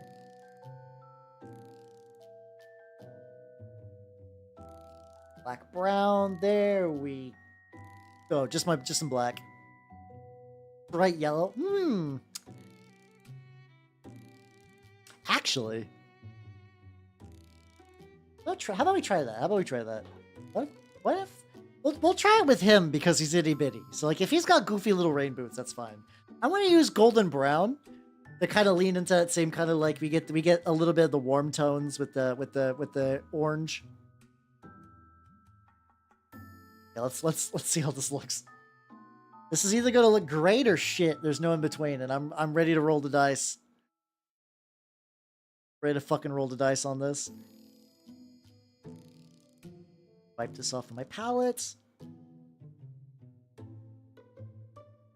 Okay, actually no, this feels pretty natural. Yeah, no, this particular shade of yellow actually works a lot. Thank you for that idea, Charlie. Let's go. If I give everyone just like bright yellow fucking fucking rubber gloves. You do know your boots. I do agree on that. I'm gonna use this for the boots and like anytime they got like gloves. What's this guy's boot? Oh, he's got shoes. This guy's got proper shoes because he's from the surface, so he's not gonna have boots. All these other guys are gonna have like rubbery boots. Like maybe I'll color the sole a bit different later. I also like that I could just grip this guy firmly by the toothpick head. I also need to figure out what I want to do for my Swill basing as well. Like, I think there's a couple of people that do like sea detritus. So I'm probably thinking like some like cobblestone bases with some like little bits of sea detritus and stuff like that. The free pack also came with a bunch of dismembered fish, which I know I put somewhere. Somewhere on my desk is a pile of 3D printed dismembered fish, and I don't know where. Ominous. So don't just have yourself a good night and take it easy, yo. I'll give them the big red boots. We know clowns want them. No, I want to keep them safe from clowns. Don't worry. Do not worry. They will be well protected from clowns. So, for the mounts. Oh, you did dollar store too? Oh, fuck yeah. Let's go. I can't wait to see those. I do like seeing those, like, kind of like, for like, kind of like rubbery, kind of like cheapo plastic animals recycled for war games. This guy's got little rubber boots. All right, then this guy, he's got rubber gloves. So we're gonna do that as well. Let's see, detritus. There we go. That's probably right. I've heard it called detritus before as well. My accent is bad. I don't even think that's like a where I grew up thing. I think I just learned the word wrong because there's a couple of words that I read wrong growing up because I just never heard them said out loud, and I think sometimes those like sink into your brain and do not let go. Like the dollar store ponies you are doing are still cursed. I will not. I'm impressed by the level of cursed, but I will say they are still cursed, Matthew. They are still cursed. They will be cursed forever, and I know that's what you wanted. So you win. You win in that regard.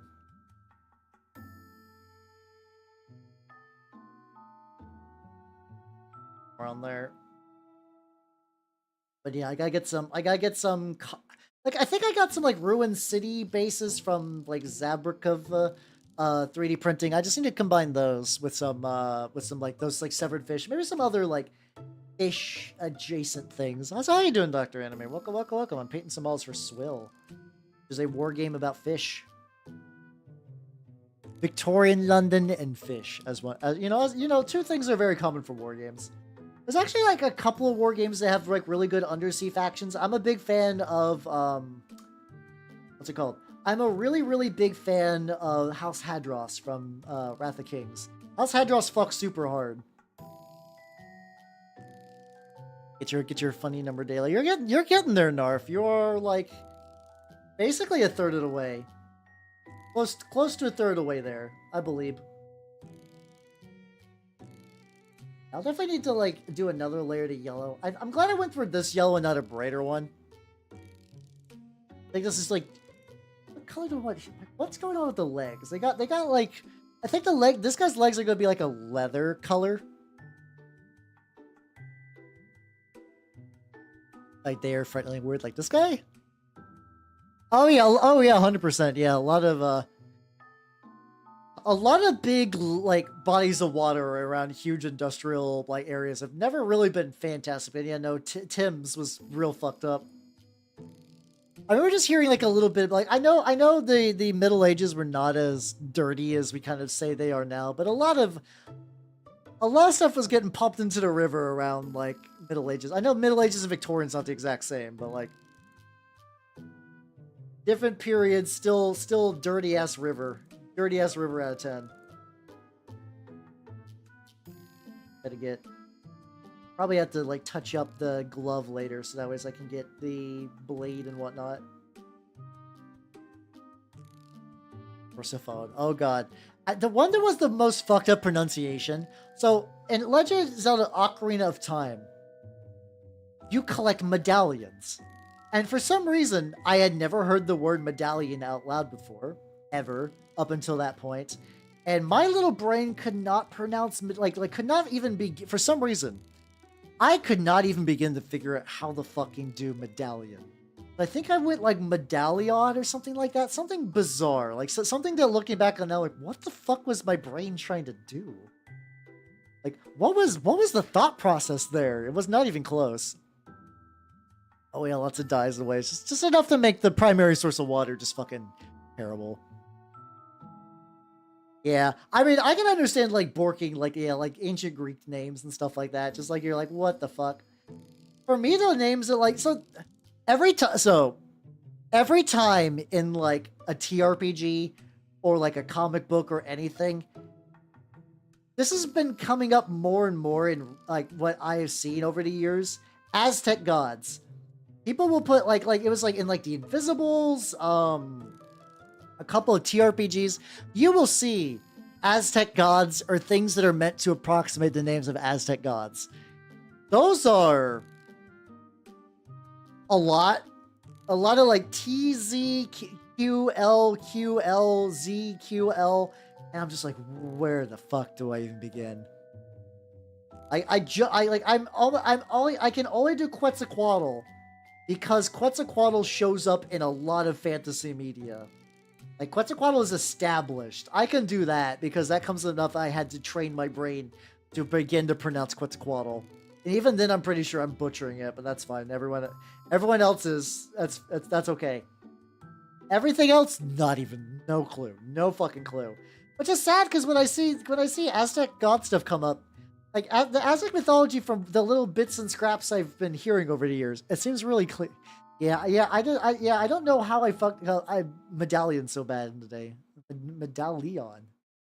Medallion S. Kennedy. There we go. I was on the ball. Ah, names are fucking fun. And of course, I decided to give myself an incredibly hard name. But that's just how it is. Elvish names will always be hard to pronounce. Yeah, it's my favorite winged serpent, Big Q. Yeah, I can see Final Fantasy 14 having, like, especially, like, isn't, like, the new expansion kind of got a bunch of wild names? I know very little about the new expansion other than hearing other people. It's either like, I love it, or like, the game is dying and I hate it. Usually I see people, like, I still every now and then, I see people that are like, what the fuck do I do with your name? What the fuck do I do with your name? And sometimes I do sit down and wonder, like, maybe in hindsight I stymied my growth by having a nigh impronounceable name. Well, I'll worry about that in the future. Quetzalcoatl, there we go. I'm generally close. Yeah, if I do, so there's a thing too for Twitch partners that they can snipe names that aren't used. If I ever do get partner, I'm absolutely just stealing. I'm going to be twitch.tv/Hal. So strap the fuck in for that when that happens. That will be real. How you doing, Malfun? Welcome. It's doing pretty good. I am...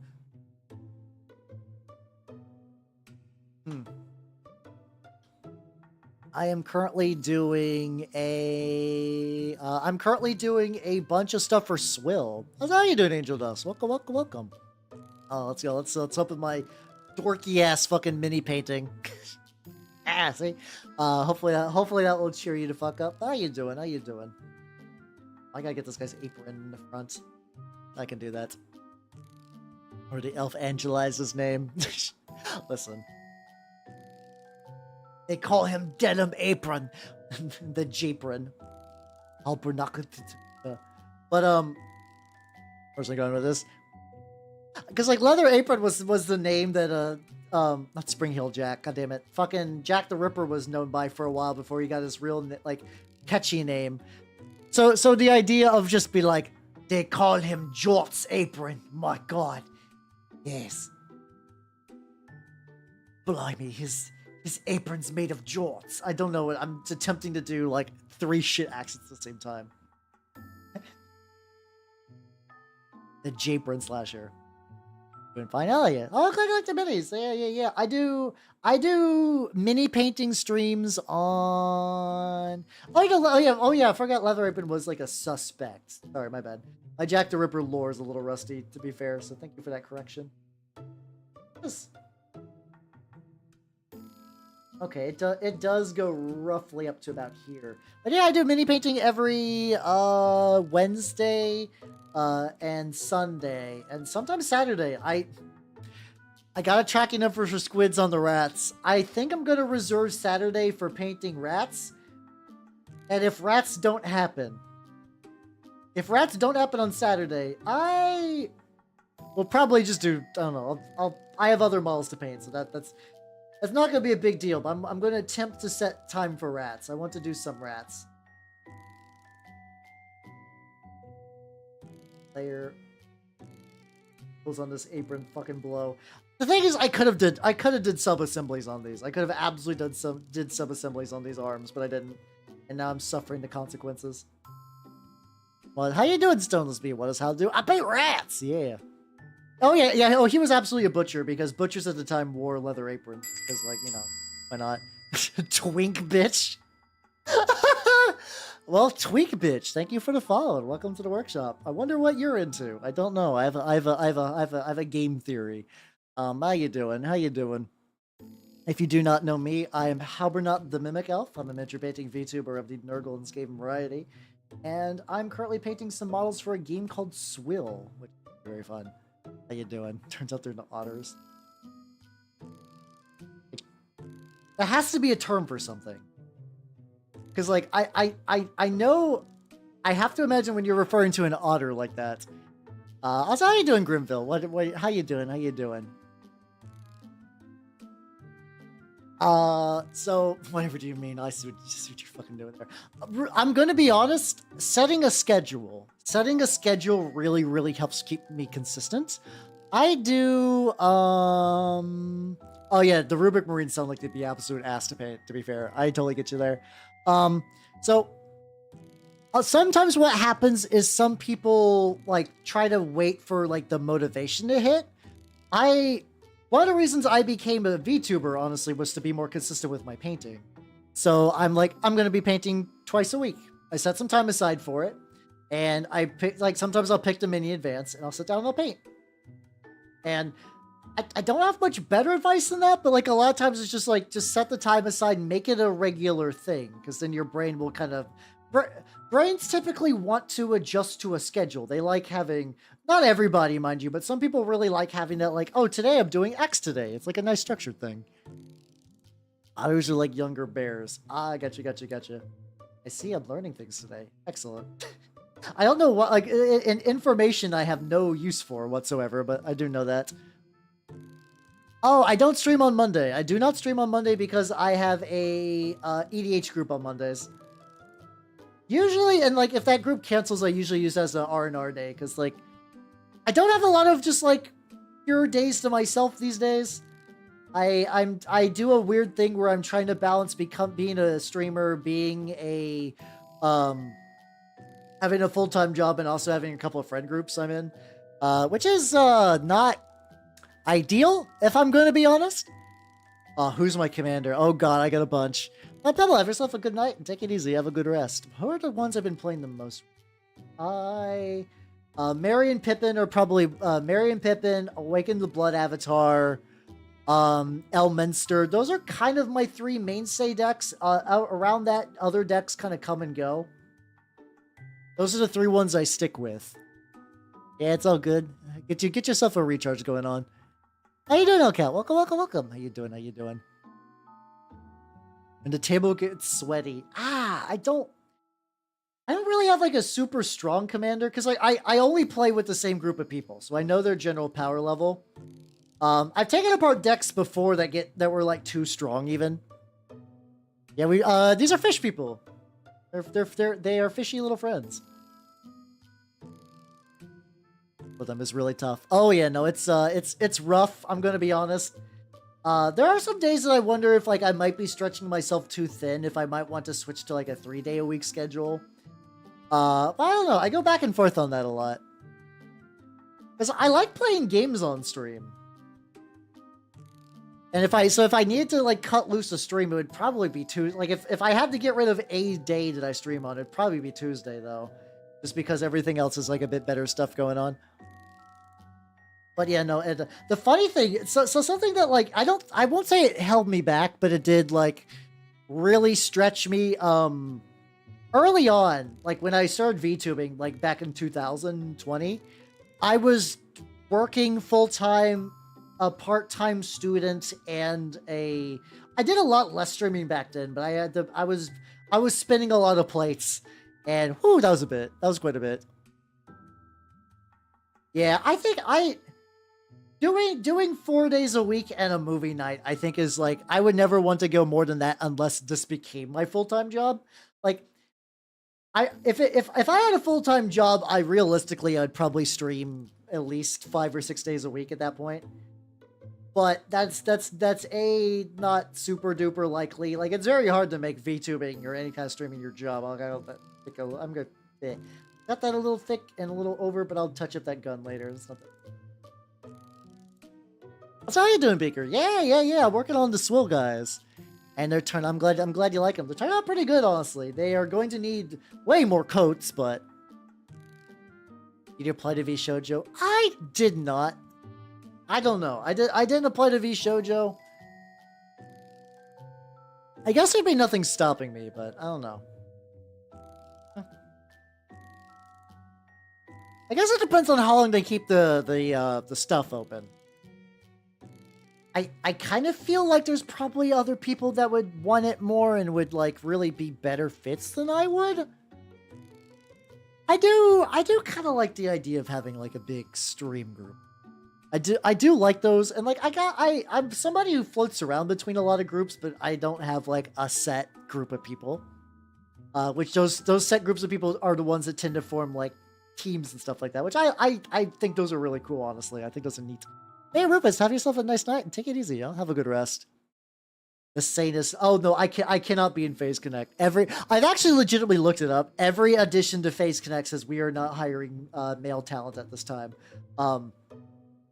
I think they're basically like trying to put in the nicest legalese, no dudes allowed. And I get it. I get what they're going for. I'm not gonna be one of those people that I'm like, oh, I can't believe Phase Connect doesn't want male VTubers. But like, listen, I get the kind of niche that Phase Connect is targeting. No. Yeah, okay, so here's the thing about the voice changers. They're not as good as anyone ever thinks they are. Like, early on, there was that kind of like, every VTuber is actually a dude with a voice changer. You'll recognize a voice changer. They're not good. They're really scratchy. The audio gets real distorted. Like, they're probably maybe better now with some AI, like, voice fixing real-time stuff, but, like, still not great. Especially, like, it's real crunchy. But I wouldn't really want to do that anyway. Yeah, usually if you want to do a voice like that, you gotta train. There are dudes that could do really good dude voices. I mean, like, specifically, like, people that identify as dudes who do good, like, female voices. But you do have to practice for it. It is legitimately a skill to do so. It requires, like, vocal training is a thing, very much. So Swill as a game is in a playtest state. They have 2 demo lists, and each one's about 5 dudes. So I got an assorted 5 dudes. I got 6 dudes because technically one of the dudes can bring a pet, which is this guy, like the little fish with a gun. Because I thought that'd be fun to do.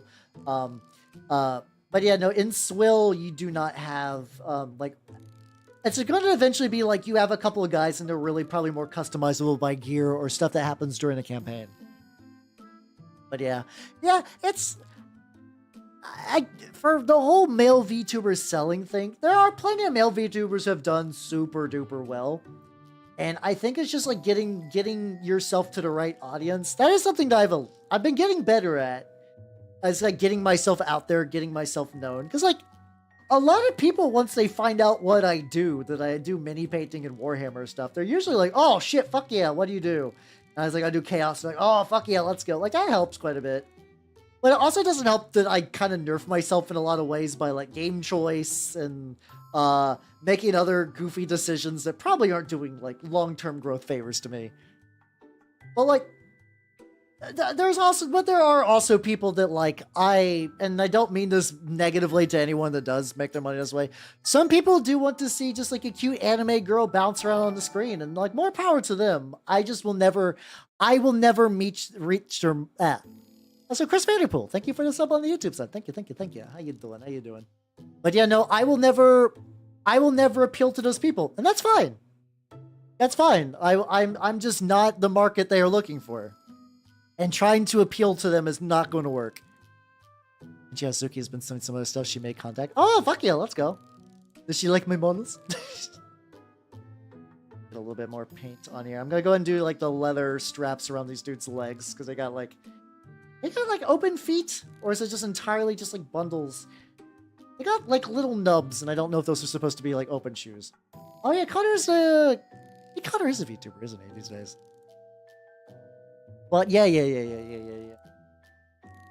I mean, honestly, I've been doing pretty good lately, though. I cannot complain. I'm having a grand old time.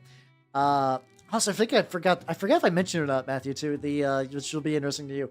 The Lancer game has a set date.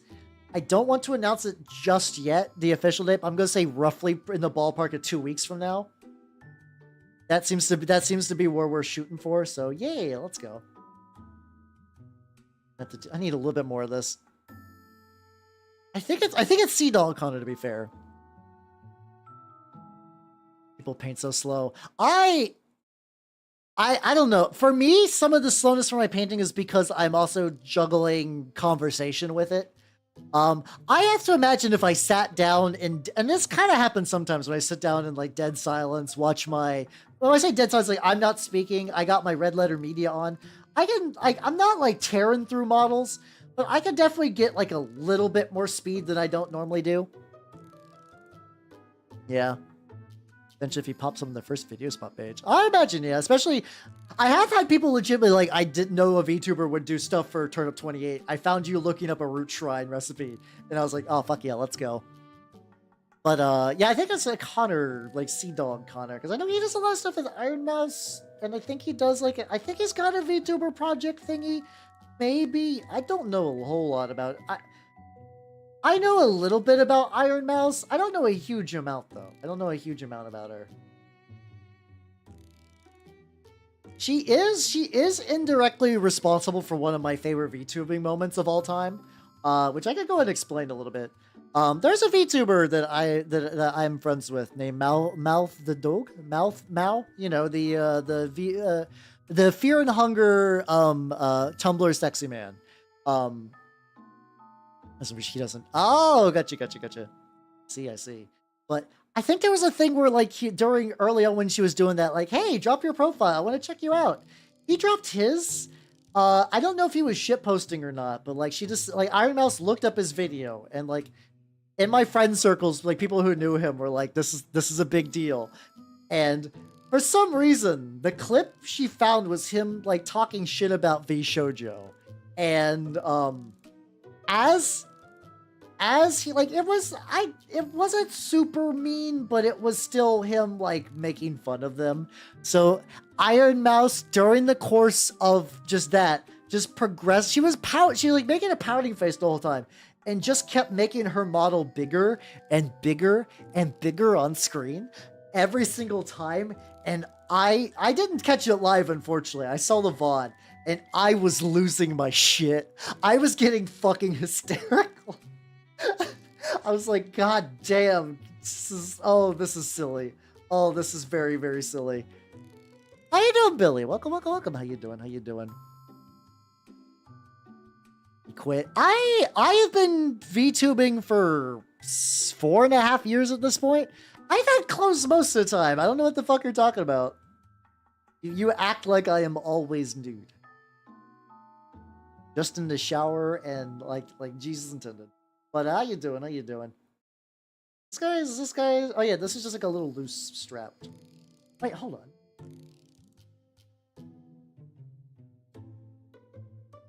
Huh? Oh, Oh, I see what it is. These aren't tails. That's just fish leather. How do I want to simulate fish leather though? Get like a, oh, I got like a darker blue. There we go. I can do messy hair. There we go. Excellent, excellent, excellent. I mix like a, what if I mix like a little bit of a blue and a little bit of a leather? Create like the shittiest brown known to man. Oh, thank you, thank you, thank you. Glad you think I'm cute. Tell me how your fish, oh yeah, I can explain the background for them. Hold on. So, in Swill, you effectively have a, oh yeah, I could just do a gray, actually. That's probably a good idea. I got like a medium gray I could use for that. There we go. So, because this is a skirmish band, effectively, this guy is the boss. He's the guy that sells used fish. These guys are his number two. It's guys, because it's two dudes in a trench coat. They are the enforcer. They're two brothers trying to be extra mean and look real tall and imposing so they don't get bullied. These are just his workers. This is just like the little shop boy with the spike. And then this is like the little shop boy's pet, which is just a fish with an arm. It's just a fish that grew an arm. Yeah, they sell used fish. Oh god. I was adjusting my body and I did like a tiny little slip. Yeah, they sell used fish.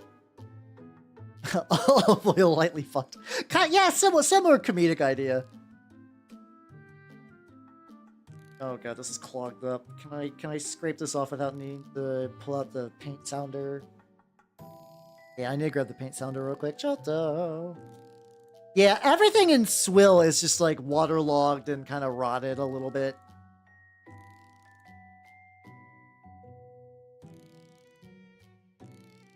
So, but yeah, so basically that's the idea. That's the idea of like this little warband right now, is that they sell, and then also Estrella. I'm gonna shoot for that, and then if that's wrong, please correct me. But thank you for the follow. Welcome to the workshop. How you doing? How you doing? Do not know me already? I'm Howard, the Mimic Elf. I'm a miniature painting VTuber of the Nurgle and Skate variety, and I'm desperately trying to unclog my gray. I'm basically going for like kind of muted blues and grays with like a little bit of orange, like orangey brown fabric. That's kind of the dealie I'm going for. Oh, this is entire straight. Yay, let's go. Listen, I'm bad at pronouncing things, so I really gotta double check. Oh no, don't knock over Streaking Grim. Oh. I'm gonna bust out a toothpick. I think I gotta go like real deep in there. Actually, remove the cap. Hold on. Giotto mate. Alright, gray. I've had this gray for a while, so I'm not too surprised it's good. Hey, there we go. I was able to rescue it. You really need to give me one of those vortex mixers too. I've been eyeing a vortex mixer for a while, and apparently they're really good with mix-up enamels. The bases I am waiting to do. I'm waiting to do it. I know they're overhyped, but I still want one. Like, even if they're not that great, it's like a lot of enamels, if you want to shake them a lot, you're going to need to use a stick if you're not going to use a vortex mixer. And I just think the convenience of just like, hey, I just put the enamel on the vortex mixer, do a little bit of shaking, and then I take it off. I think that would be excellent, but I could see them being overhyped. I could see that. But yeah, for bases, I'm planning on doing like kind of like city wreckage and like fish and like trash maybe. I'm starting a bit early on them, and then the bases I'm probably gonna need to 3D print some stuff, you know? Yeah, save arms from crit. I know you're supposed to like not use, like, you do need to take breaks and use them, because like in the same way that like repetitive motion injuries are a thing for like jackhammers and stuff. I think you can get them with vortex mixers, but like that's mostly for like lab technicians that do that shit constantly, and they don't like, they like death grip the beaker and stuff like that. Yeah, either one could work too, honestly. Like using a brush, using a stick, whatever. Got that little fish scrap, and then we're gonna get this little fish scrap. I wonder if like fish dudes that have fish sewn into their shit. but it sadly broke. I could see that honestly. Like, they used to be like $80 on Amazon because like Vortex Mixers I think were primarily used in the tattooing industry. What I have like tattooing and like people who do like medical stuff, and then it's another one of those things that like many people are like, ooh, we could co-op this for little plastic fucks. This will be great. And I think they've been getting a little cheaper because of that. Yeah, luckily they probably shouldn't be too expensive to replace these days. But yeah, I could see them being nice, and then just one day they're like, I'm gonna explode now. That was the perfect. Oh yeah, a way that I've seen people do verdigris really nice is you actually paint it in the verdigris color first, and then you dry brush the color over it. So like you would paint like it would like a blue, like a light blue or green, or like a dark blue even, and then you just dry brush the bronze over top of it. I've seen it happen a couple times recently. The results look really nice. The results look really banging. Little Duderman's coming. Oh, thank you. I'm pretty happy with how far they're coming, especially because like this is called. I have been painting these guys for about 2 hours, which is the benefit of doing like a small warband as opposed to like a shitload of dudes. They're still going to require more streams to get done. I'm okay with that. God, why's my... Oh yeah, my gray is really watered. They're like 40 on Amazon. I think I found one for 20, but it's like... It's always one of those things too, it's like... Amazon is such a weird gamble these days. Balthazar Gold. I know the bronze I use, I do for my Minotaurs, I do a Warplock bronze, and then I dry brush with just like any other brand of gold. Like I use not Scale 75. I keep on saying Pro Acryl. I used a Pro Acryl brown gold for that. This guy's got some like hand stuff back here. So this guy is from like a spooky wood set where the idea is that the butcher butchers people. Whoa, spoopy. What? Not that I'm making fun of them. I mean, it's Bestiarum. They're trying to do like kind of like woodsy horror for the set. But I just gave him a top hat, and he's basically just like, yep, I'm a Victorian butcher. I is, and that's all I need. But yeah, if you like look into his like haversack a little bit, there are like little drippy hands. God, this is thin as shit. I'm even like siphoning a little bit of this into my wet palette. I might just need to get a new medium gray one of these days. It's fine. I'm basically painting an incredibly shitty wash over them. If it works, it works. I'll just layer it a bunch. Because like the pants are going to be a dark gray, and this is supposed to be like my medium. It's for speed painting. I mean, a lot of these ones, I mean, Bestium does have a lot of detail, so that makes... depending on what your speed painting technique is, sometimes this stuff can be pretty good for like slap chop things. I will be trying a variant of slap chop stuff for some of my Skaven clan rats when they come in, just because I'm going to get so many. There we go. Oh yeah, no. For this, I'm fine doing it the way I am. But yeah, no. When I got 40 rats to paint, I'm gonna find some way to take a couple of little shortcuts. You know, not the brown paint into the yellow because I'm good at this. Oh, I need to get his glove too. Yeah, I forgot he's also got a glove, like a bare ass, not barefoot. No, he's got like a little like moccasin sort of dealio. That's fine. But yeah. I am reasonably happy with the speed. I'll be doing it. I usually don't accidentally do the like dip the paint in the wrong paint, but every now and then I do it. I'm like, oh, I've been doing this for years. Hooked up paint. It's the slapjack process isn't too weird. Effectively, what it's doing is because you're building highlights in advance, and then you're using a thinned out paint in order to apply the color to those highlights. It's like what I was talking about earlier. There's like an airbrush method where to do a really bright glow, you paint white and then you airbrush the color over it. It's basically that for highlighting.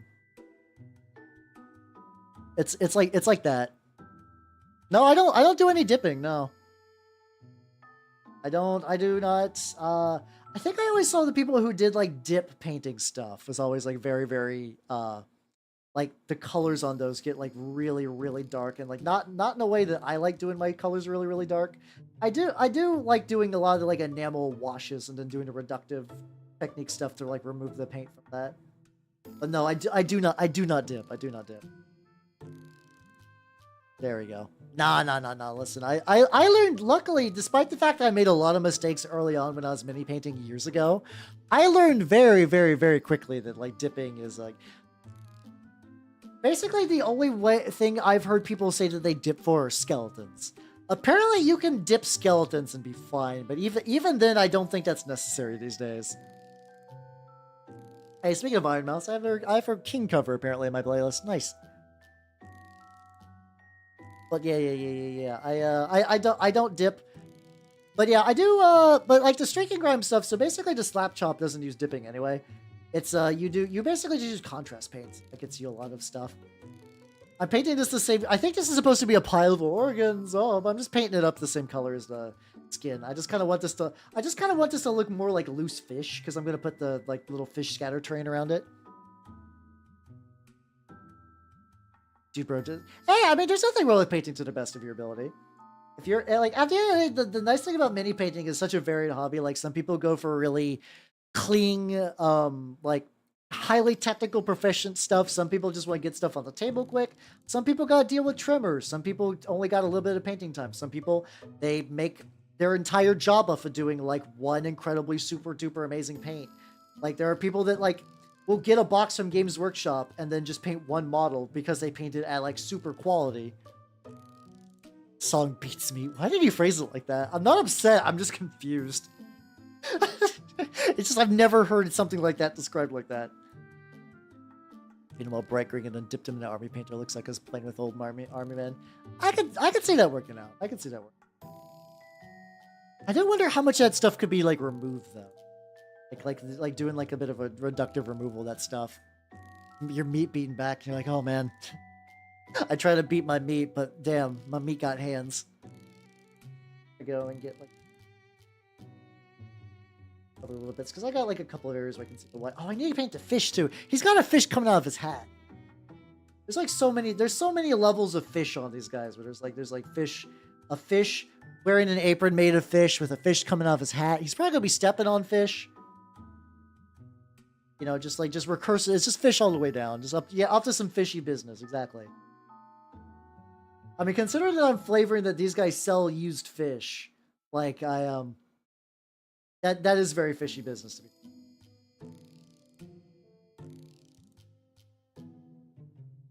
Okay, get into that like little like armpit recess. This is gonna be fun. This is good. This is gonna be hard to get into. But yeah, I imagine the clan rats I can probably like if I can really, especially I can get that like streak and grime kind of laptop variant work well. We're not sleeping in the Villainy Inc. version. The thing is, like, whenever people do like a slight variation on technique, now they call it their own thing. So now I think it's like goon chop is what they're calling. Because like the Villainy Inc. version of like the kind of like a dirty brown is called goon's grime because they're not on the internet where like the meaning of the word goon has changed. Good for them. How you doing, It's Stack? How you doing? Welcome to the one village in Avatar. The martial art one? Oh, so here I can explain. But how you doing, Dag? How you doing? This is for this is for Swill. But yeah, so the bottle's a little shiny, but like I'm gonna try to grip it. Yeah, here we go. So this is Villainy Inc.'s Goon's Grime is an enamel wash kind of thing. Very thinned out enamel ink. Which is really, really cool. And I assume when they mean goon because they're not like a lot of people on the internet. They mean goon as like, haha, this is a goon as in like a grimy person, kind of like a toady kind of deal, going back to the turnip stuff. Yeah, you gotta break the kneecaps, or you gotta wear a hat. You gotta have like a big goon hat, and you gotta be sent off on goon errands, you know. But yeah, no, so their primary version of like a dirty, like brown ink is Goon's Grime.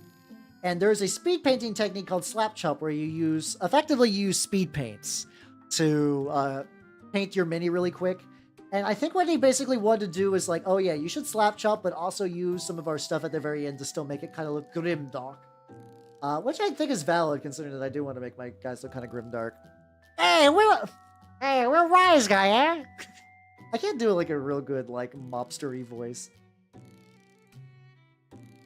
We'll have him sleeping with the fishes. There we go. That's something. I need to workshop my mobster a little bit. I appreciate Arnold die on the hill, that mini hill. For fuck's sake, just the tiny little miniature hill. I appreciate it. My starfight. Is that the funny thing, Fuber, is I can't tell if you're doing a pun or not. Because I feel like you're going to say something about a trapeze artist, and I feel like it's just going to be the natural, like, evolution of that pun. But I could also just be saying, like, I don't think I did this right.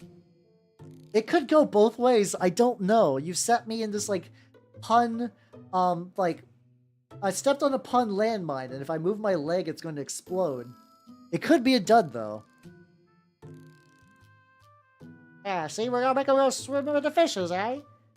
Round them up, boys. I don't know. No, I need to cook. Oh, you're being legit. Ah, I got you. You can understand why I assume that might have been a pun setup, though, right? Like, I'm not crazy on that. Fish up top, and then get the other fish up top for this other guy.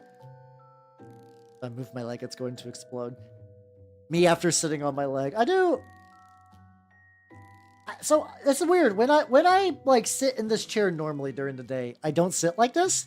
I am currently sitting cross-legged because I just find it's very comfortable when I'm mini painting. So like if you ever see me like do like a big like shifting position, it's because I am trying to like I'm rearranging my legs because like I don't want one to fall asleep.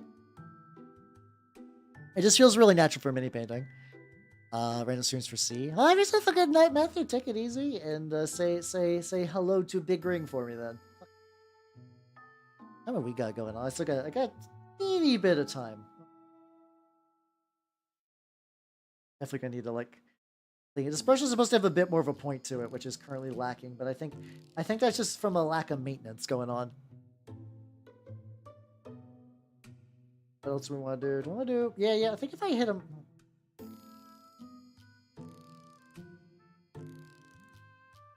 Got like lumpy little bits on his back that I can't tell if like he's got some stuff here, and I really can't tell what that's supposed to be. Like, this guy, is it like a necklace? This guy doesn't have it. This guy does. Are those print defects? I think they might just be like little print defects. You talk about my mother? You insulted that beautiful lady that's my mother? I don't know where I'm going with that one, but whatever. I know a lot of voice actor people will just like sit down and just like watch a lot of stuff and just like try to repeat and study the accent, record themselves and see where they're doing it wrong. Honestly, that'd be kind of fun, honestly, to like really practice for that kind of thing. I'm glad you like my stuff, Baker. Fuck yeah. It gives me a lot of good vibe energy, which I'll channel into making these horrible fishmen finished. Circus theme. Ah, gotcha. Well, you could do what I do for my turnip is I don't have one, like, are your circus guys your only Turnip28 army? I forget. My brain is not good at remembering fine details. But like, worst case, you could just make like another sub-faction for your turnip guys and just have them be part of that. That's what I've done through a lot of turnip models. I got like the cult, the symbol, the amputate your feet to save you a sin. I got a bunch of dudes that live in a swamp and just kind of like raise hideous bug monsters. I got my well-trained militia of idiots that belong to a dude called the Baron. How you doing, Jedi? 33 months, let's fucking go. Hell yeah. How you doing? I'm painting some fish. I'm painting some fish for a game called Swill. Going reasonably well. I can barely see.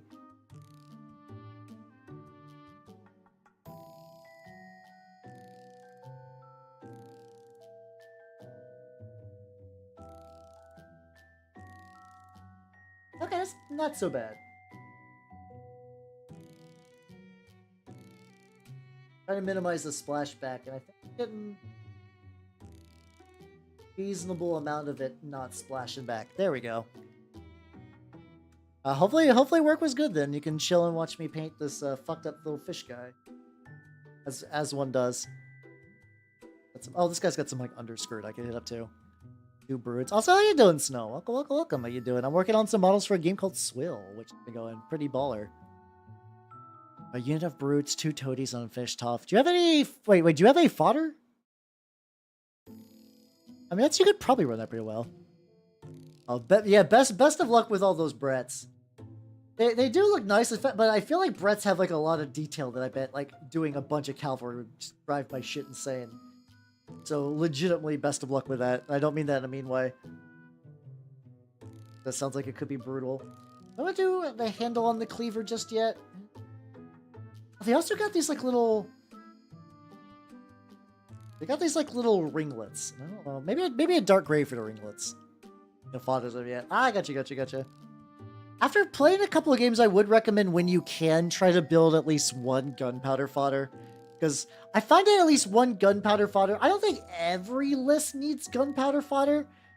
But I find myself a lot of times bringing at least 1. Now, do they always perform well? The last game that I won with the gunpowder fodder, they got killed down from 12 dudes to 3. And those 3 dudes sat on an objective for the remainder half of the game, and they won me a point. So they put in the work, but their primary goal was to just absorb shots till they died, while occasionally just like sniping 1 or 2 wounds from like more important guys, which is pretty nice. You haven't painted in a few years. Oh, hell yeah. I'm glad you're getting back on the horse.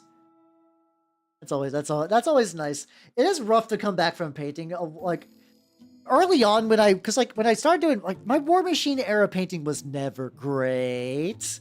But that initial transition from like not painting for years to painting my early Skaven was like, oh god, I used to be better at this. What happened? And then eventually you get over that hump though. Like your voice. Oh fuck yeah, let's go. I'm glad you like my stuff. You like my stuff. I'm currently working on these guys. Oh yeah, no, they could rip hard in a Brotherhood of Greed army where you're just like eating all your own dudes. Oh no, yeah, wet pallets are super nice. Wet pallets are super duper nice. Hell yeah. Wait, so are you from Korea? Fuck yeah, let's go. Hell yeah. Always nice seeing all people over the world watching me paint. People all over the world tuning in to watch me paint a hideous fish mutant. You know, as one does. It's fun. I just find the dichotomy between that very, very funny. I gotta clean these brushes. They're kind of losing their tip, and it's not the brush's fault. It's my lack of maintenance. Some of these. I could definitely fix that a little bit. Pause the ad break on that. Get a drink. I said, like, let me get a drink, and reflexively my hand was like, oh yeah, no, you actually just want to work on this. I mean, fair. I'm going to be real, Moss. I have personally found that, like, I know you can make homemade wet pallets. I used to make a homemade wet pallet. Don't. It's not. If money is really, really, really tight, I can understand. However, do yourself a favor and, like, for 20 bucks, you can get oh, camera did freeze. I can fix that. Get you the Army Painter wet palette. Let's see, there we go. Fix that, and...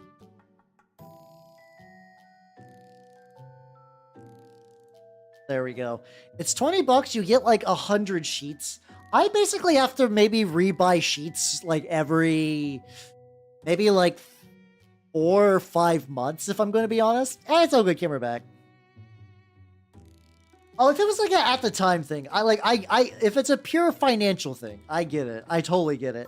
However, it's because like prior to that, I would have to cut up the parchment paper and it would never fit quite right. And the consistency was always kind of weird. I just find the convenience, and because you could just buy refills too, and they're like 20 bucks and you get even more refills than the ones that come with the web palette. I consider it a worthwhile upgrade. Now, are there other wet palettes? Like, I know Redgrass Games has a wet palette. There's apparently is really banging. But I just find that the Army Painter one, it's very easy to get sheets for. Like, you can get sheets on Amazon, other places. Very, very handy. Yeah. For some reason, my camera, I don't know exactly the mechanism that causes the camera to freeze up. All I know is that if I unplug, like unironically, I unplug and replug the HDMI port for the camera, and I go to OBS and I reset it, and everything's okay, don't worry. So yay, let's go. I mean, I don't necessarily disagree. If your finances are tight, minis are not a great hobby, but I got into mini painting when I was in college. It feels shitty to be like, I'm sorry, you don't have enough money for this really cool hobby. And because like there are ways to mitigate the cost, to be fair. A lot of it is just not painting Warhammer specifically and looking to cool indie games, but that's a whole other thing. But yeah, Michael's probably has some too, legitimately. I just think in general, yeah. Yeah, that's accurate too. Like I have like monthly fun money, and then I got monthly like I got fun money and I got bill money. Usually my fun money depletes before the bill money, because I purposely do things that way. That's a private, nice. I don't know much about being a private. Does that give you like a decent amount of like mini funds, I guess? But yeah, no, I was a broke ass college student with no money. I don't even.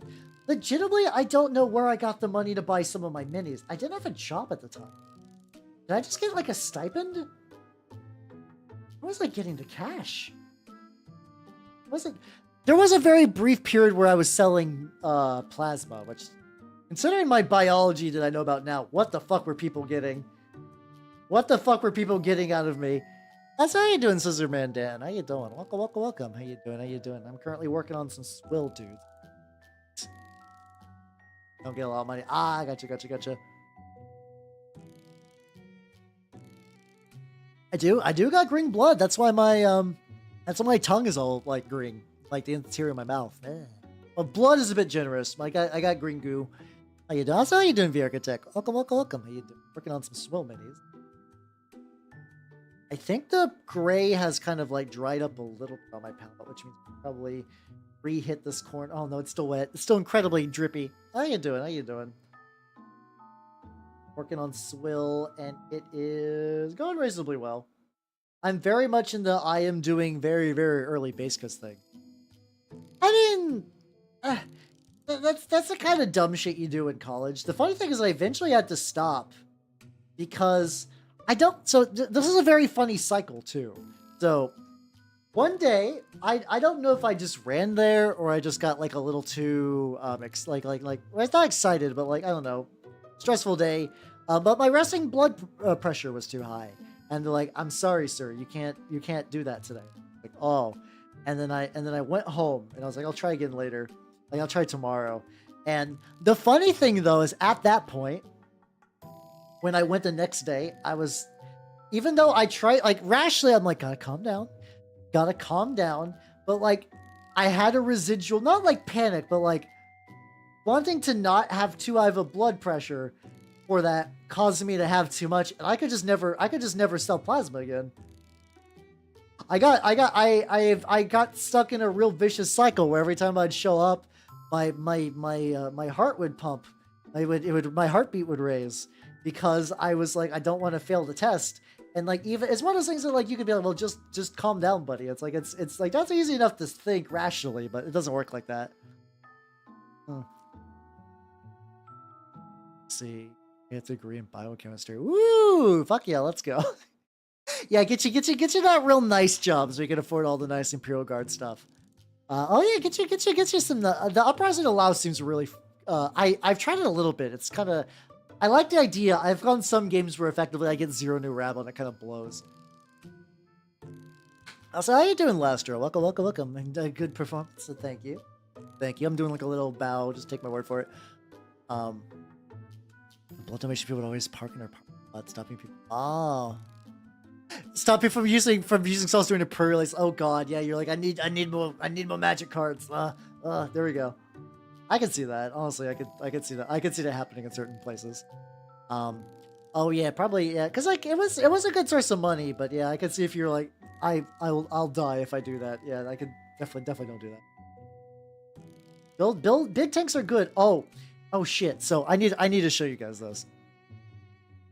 I need to show you guys this. So, I mentioned that like I found out that the guys who do Quar, like if you guys might have seen Quar stuff, they're like those like funky little anteater people. They've been kind of moving around like in the certain circles and stuff like that. They had recently posted. I found out the guy did STLs recently, and I need to show you the tank that they released. It's really good. It's really, really good. I'm gonna let me get up. I got like a bajillion tabs, so I'm trying to remember which one has which on there. Which ones am I streaming from? Not that. Oh, this one. Perfect. There we go. So they look like worms, but they are anteaters. There we go. But look at this. Look at this goofy fucking box. This is they also got variant heads they're selling for the kits on there, which I think it's a cool idea, selling a plastic starter box and then selling bits through your STL store. Look at that fucking tank though. Look at that motherfucker. I am going to subscribe to this dude's tribes because honestly the stuff they're talking about seems really, really cool. I love it. It's not like a real like tank you're used to. Like it's not like, I don't think this is a good like military structural tank, but I love this boxy ass motherfucker so much. I love how fucking boxy it is. It's great. Cause like he's releasing STLs for a Quar caravan that basically rides around they basically ride a bunch of mobile houses and big chunky tanks. And they just go from town to town trading, and I love that idea. And I've been curious about the Quar stuff, but I'm not into like. I think one of these days I will drop the $80 for the Quar starter set. I think it's a matter of time, but having the STLs to get me into it is a very, very nice touch. You know, how would I pay? I feel like I want to make that really, really rusty. I feel like I want to make that like really, really chipped and like, maybe not rusty's not worn. I need to make something that looks like the people try to maintain it, but it just gets so much fucking use that it is like you can tell this like maybe layers of paint have been painted onto it. Get you some wear and tear along the edges, stuff like that, you know, as one does. But yeah, Quar are neats, and eventually it's a matter of time before I paint. If anyone's like, Hal, when you paint in Quar on stream, it will happen. It will eventually happen. I know deep in my soul that my brain loves the idea of Quar. But so I guess that's like, I don't know. I got to wrap that in when I do my rats and everything else. You know, infinite projects mean that I will never be free. I will never be free from painting. But speaking about being free from painting, it is unfortunately time to wrap up for the evening. I gotta be preparing for my work tomorrow and everything else. So let's go to the outro screen. Thank you for coming, everybody. I had a lot of fun. The schedule has not been updated yet, but I can tell you what is going to be on the schedule. Next week is Disco Elysium, as usual.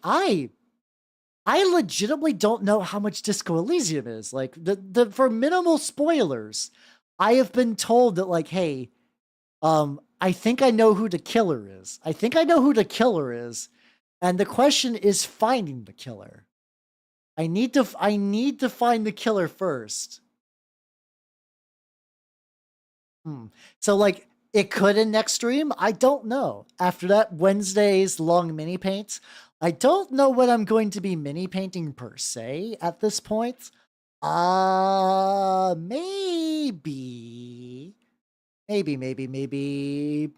some more Swill stuff. It would be cool to finish them. I don't know.